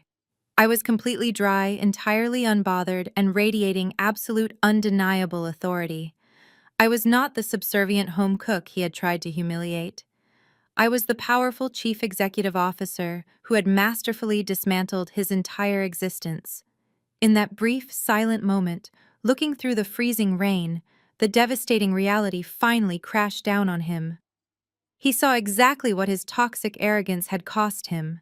He realized with absolute crushing clarity that he had thrown away a brilliant, powerful queen just to chase the empty applause of people who were currently screaming in the mud. The heavy oak doors finally swung shut, completely cutting off the sounds of the freezing rain and the distant wailing sirens. The lead security guard firmly engaged the heavy deadbolts, sealing the chaotic outside world away from my private sanctuary. I stood in the warm, brightly lit foyer and listened as the chaotic, frantic energy slowly drained from the massive house. For the very first time in 5 long years, the suffocating presence of Marcus and his toxic friends was entirely gone. I slowly turned around and walked back down the hallway, my heels echoing softly against the pristine hardwood floor. I stepped through the archway and surveyed the absolute destruction left behind in the formal dining room. It looked like a brutal corporate battlefield. Heavy leather dining chairs were knocked backward and scattered haphazardly across the expansive room. The pristine white linen tablecloth was completely ruined, deeply stained by dark red wine that had spilled from overturned crystal glasses. Shards of broken crystal and jagged pieces of priceless vintage porcelain from the shattered china cabinet covered the floor, reflecting the bright light of the chandeliers above. The heavy silver cloches were tossed aside like discarded metal shields. Scattered among the broken glass and spilled wine were the crisp legal papers, the glossy infidelity photographs, and the severe foreclosure notices that had systematically destroyed 10 arrogant lives in less than 2 hours. I walked slowly around the massive mahogany table, observing the specific remnants of their destroyed lives. I saw the shiny brass keys to Everlene's foreclosed Hamptons estate, resting near a dark pool of spilled wine. I saw the glossy photographs of Richard's miserable affair scattered near a broken water glass. I saw the heavy blue ribbon that had bound Marcus' ironclad prenuptial agreement, lying discarded on the wet floor. Every single piece of trash in this room represented a massive toxic lie that I had successfully exposed and completely destroyed. I stood at the edge of the ruined room and took a very long, deep breath. The air no longer smelled like Everlene's suffocating designer perfume or Marcus' stale scotch. It smelled like cold rain and absolute, undeniable victory. Society dictates that a woman whose entire marriage has just violently exploded should fall to her knees and weep. They expect the betrayed wife to desperately mourn the sudden loss of her husband and the complete destruction of her traditional family unit. I waited for the heavy tears to come, but my eyes remained completely dry. I did not feel a single ounce of sorrow or regret. Instead, I felt a massive heavy weight physically lift off my tired shoulders. For 5 entire years, I had systematically shrunk myself to fit inside a tiny, pathetic box designed by a fragile, insecure man. I had constantly dimmed my own brilliant light just so his incredibly weak ego would not feel threatened by my massive success. I had spent thousands of hours secretly negotiating massive global contracts while stirring pots of hot soup just to maintain the domestic illusion he demanded. I had secured millions of dollars in international venture capital while patiently listening to him loudly brag about his pathetic mid-level corporate bonuses. But the exhausting theatrical performance was finally over. The heavy, suffocating mask was permanently off. I looked at my reflection in the dark window pane, and I saw a strong, resilient black woman who had survived incredible emotional abuse and emerged completely victorious. I had successfully protected my grandmother's legacy and built an empire that no arrogant man could ever take away from me. I was no longer Marcus' obedient little wife. I was the chief executive officer of Apex Holdings, and I was completely untouchable. I did not have to hide my immense wealth, my ambitious drive, or my ruthless corporate intelligence ever again. The massive burden of protecting a corrupt, cowardly man was entirely gone, leaving behind a profound sense of absolute peace. I was finally completely free to exist exactly as I am. The lead security guard stepped quietly into the dining room, carefully avoiding the broken glass on the floor. "The perimeter is completely secure, Madam CEO," he reported, his voice highly respectful. "The federal agents have left the property, and the unwanted guests have entirely vacated the private neighborhood. Do you want us to call a professional cleaning crew to handle this terrible mess tonight?" I looked around the destroyed room and slowly shook my head. "No," I replied, my voice echoing calmly in the quiet space. "Leave the mess exactly as it is for tonight. I want to look at it a little while longer. You and your men did an absolutely flawless job this evening. You are all officially dismissed until tomorrow morning. Please go home and get some well-deserved rest." The large man gave a crisp, respectful nod and quietly backed out of the room, leaving me entirely alone in my massive house. I walked slowly toward the head of the mahogany table, stepping carefully over a discarded silver cloche. I reached my designated seat and looked down at the polished wood. My mobile phone was resting right next to the empty black leather folder. The screen suddenly lit up, illuminating the dark surface of the table. A new text message notification appeared on the glowing screen.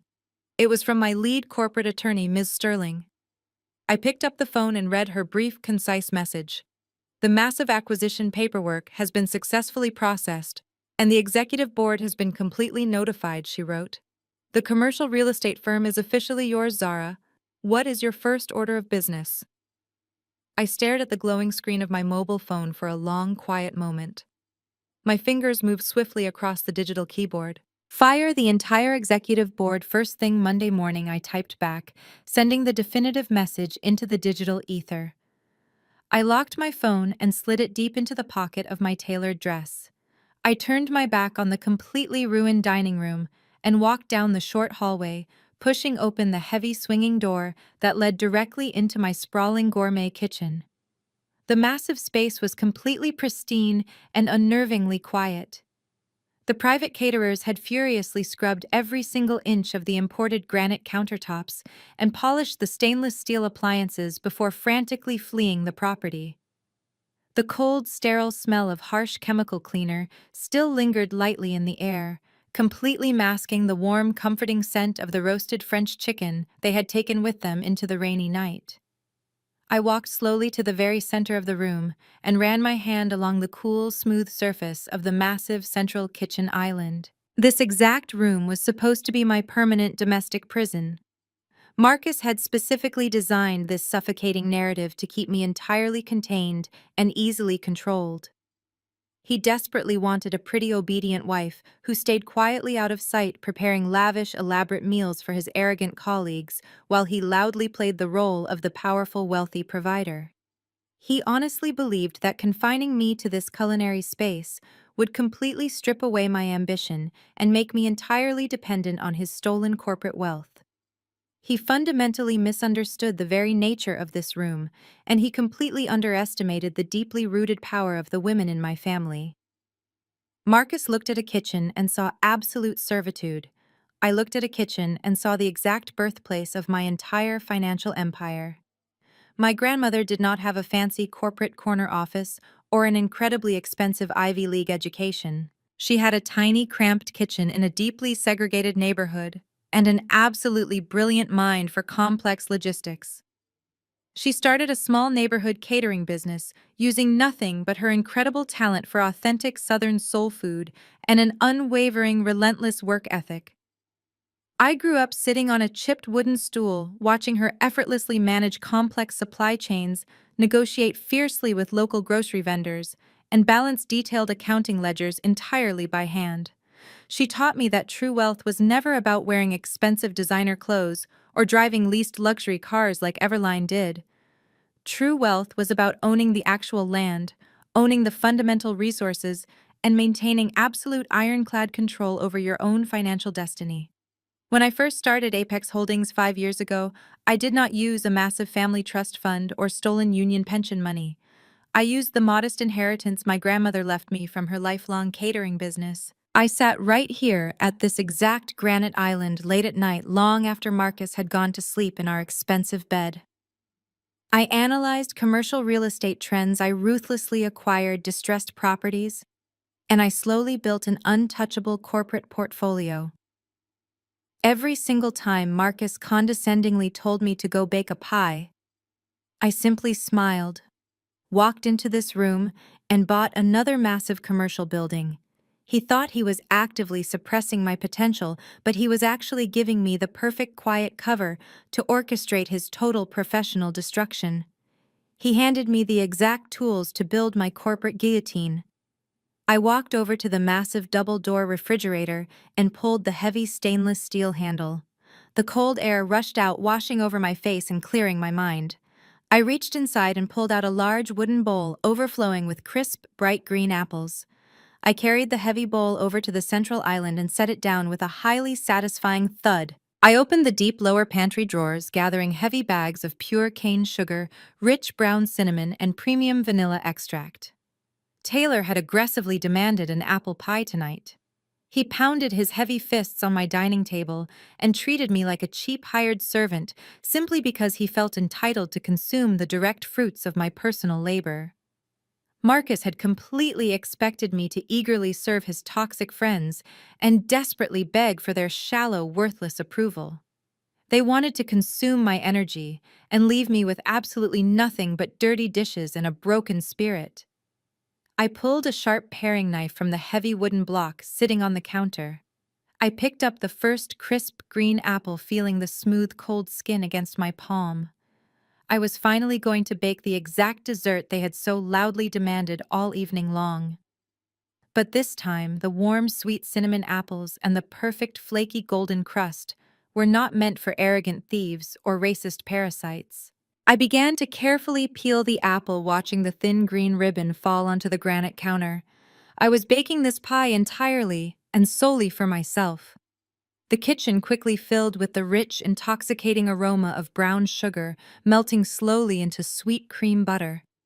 I folded the heavy spiced green apples into the delicate flaky crust, crimping the edges perfectly, just like my grandmother taught me so many years ago. I slid the heavy glass dish into the hot oven and simply waited. The quiet, steady hum of the expensive appliances was the only sound left in my massive home. There were no barking orders demanding immediate service. There were no condescending remarks about my cultural heritage or my intelligence echoing loudly from the dining room. There was just pure, unadulterated peace. When the oven timer finally chimed, It sounded exactly like a beautiful victory bell. I pulled the golden bubbling pie from the intense heat and let it cool on the granite counter. I cut a generous, thick slice, placing it carefully on a pristine white porcelain plate. I grabbed a heavy silver fork and walked slowly out of the kitchen, leaving the rest of the dessert behind. I walked through the quiet living room and stepped up to the massive floor-to-ceiling windows that overlooked the glittering city skyline. The freezing torrential rain was still falling heavily outside, blurring the bright neon lights of the downtown financial district. I looked out at the towering glass skyscrapers piercing the dark night sky, knowing that my holding company now legally owned several of those exact massive buildings. Somewhere out there in that cold, wet city, Marcus was currently sitting inside a sterile concrete holding cell wearing heavy federal handcuffs instead of his custom-tailored Italian suits.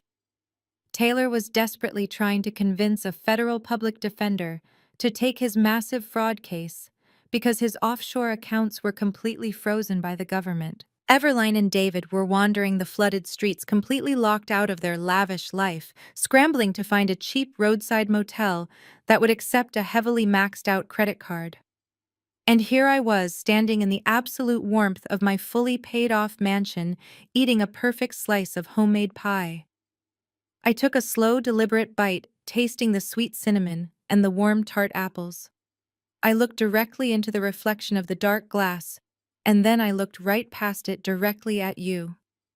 Yes, I am talking to you right now. I know exactly why you stayed up late listening to this entire story. You know exactly what it feels like to be constantly underestimated by the people around you. You know what it feels like to sit quietly in a crowded room while arrogant people loudly take all the credit for your brilliant ideas and your exhausting hard work. You have smiled politely while toxic relatives or entitled bosses talked down to you, treating your very existence as an incredibly convenient stepping stone for their fragile egos. Society constantly tells women to be loud and aggressive if we want to be heard in this world. They tell us to fight every single petty battle and fiercely defend our honor against every tiny insult thrown our way. But I am telling you today that true absolute power does not ever need to scream to establish its dominance. True unstoppable power moves in absolute total silence. When they try to force you into a tiny, insignificant box, you do not argue with them. You simply nod, you smile, and you quietly buy the entire corporate building that houses their precious little box. You must use their massive underestimation as your ultimate camouflage. While they are busy laughing at you and mocking your quiet nature, you must relentlessly build your empire in the deep shadows. You gather your resources, you secure your complete financial independence, you read the fine print on every single contract, and you carefully lay all the traps. You never have to loudly announce your brilliant strategy to a table full of parasites. Let your undeniable massive success be the absolute loudest noise in the room. Let your heavy bank accounts, your legally binding ownership deeds, and your unshakable peace of mind be your ultimate devastating revenge. When the time is perfectly right, you simply lift the silver cover and let them completely choke on the absolute reality of their own toxic actions. Marcus and his parasitic friends walked into my beautiful home tonight, fully expecting me to bow down and serve them another delicious plate of total submission. They wanted a meal. I gave them a feast of consequences. Happy Women's Day.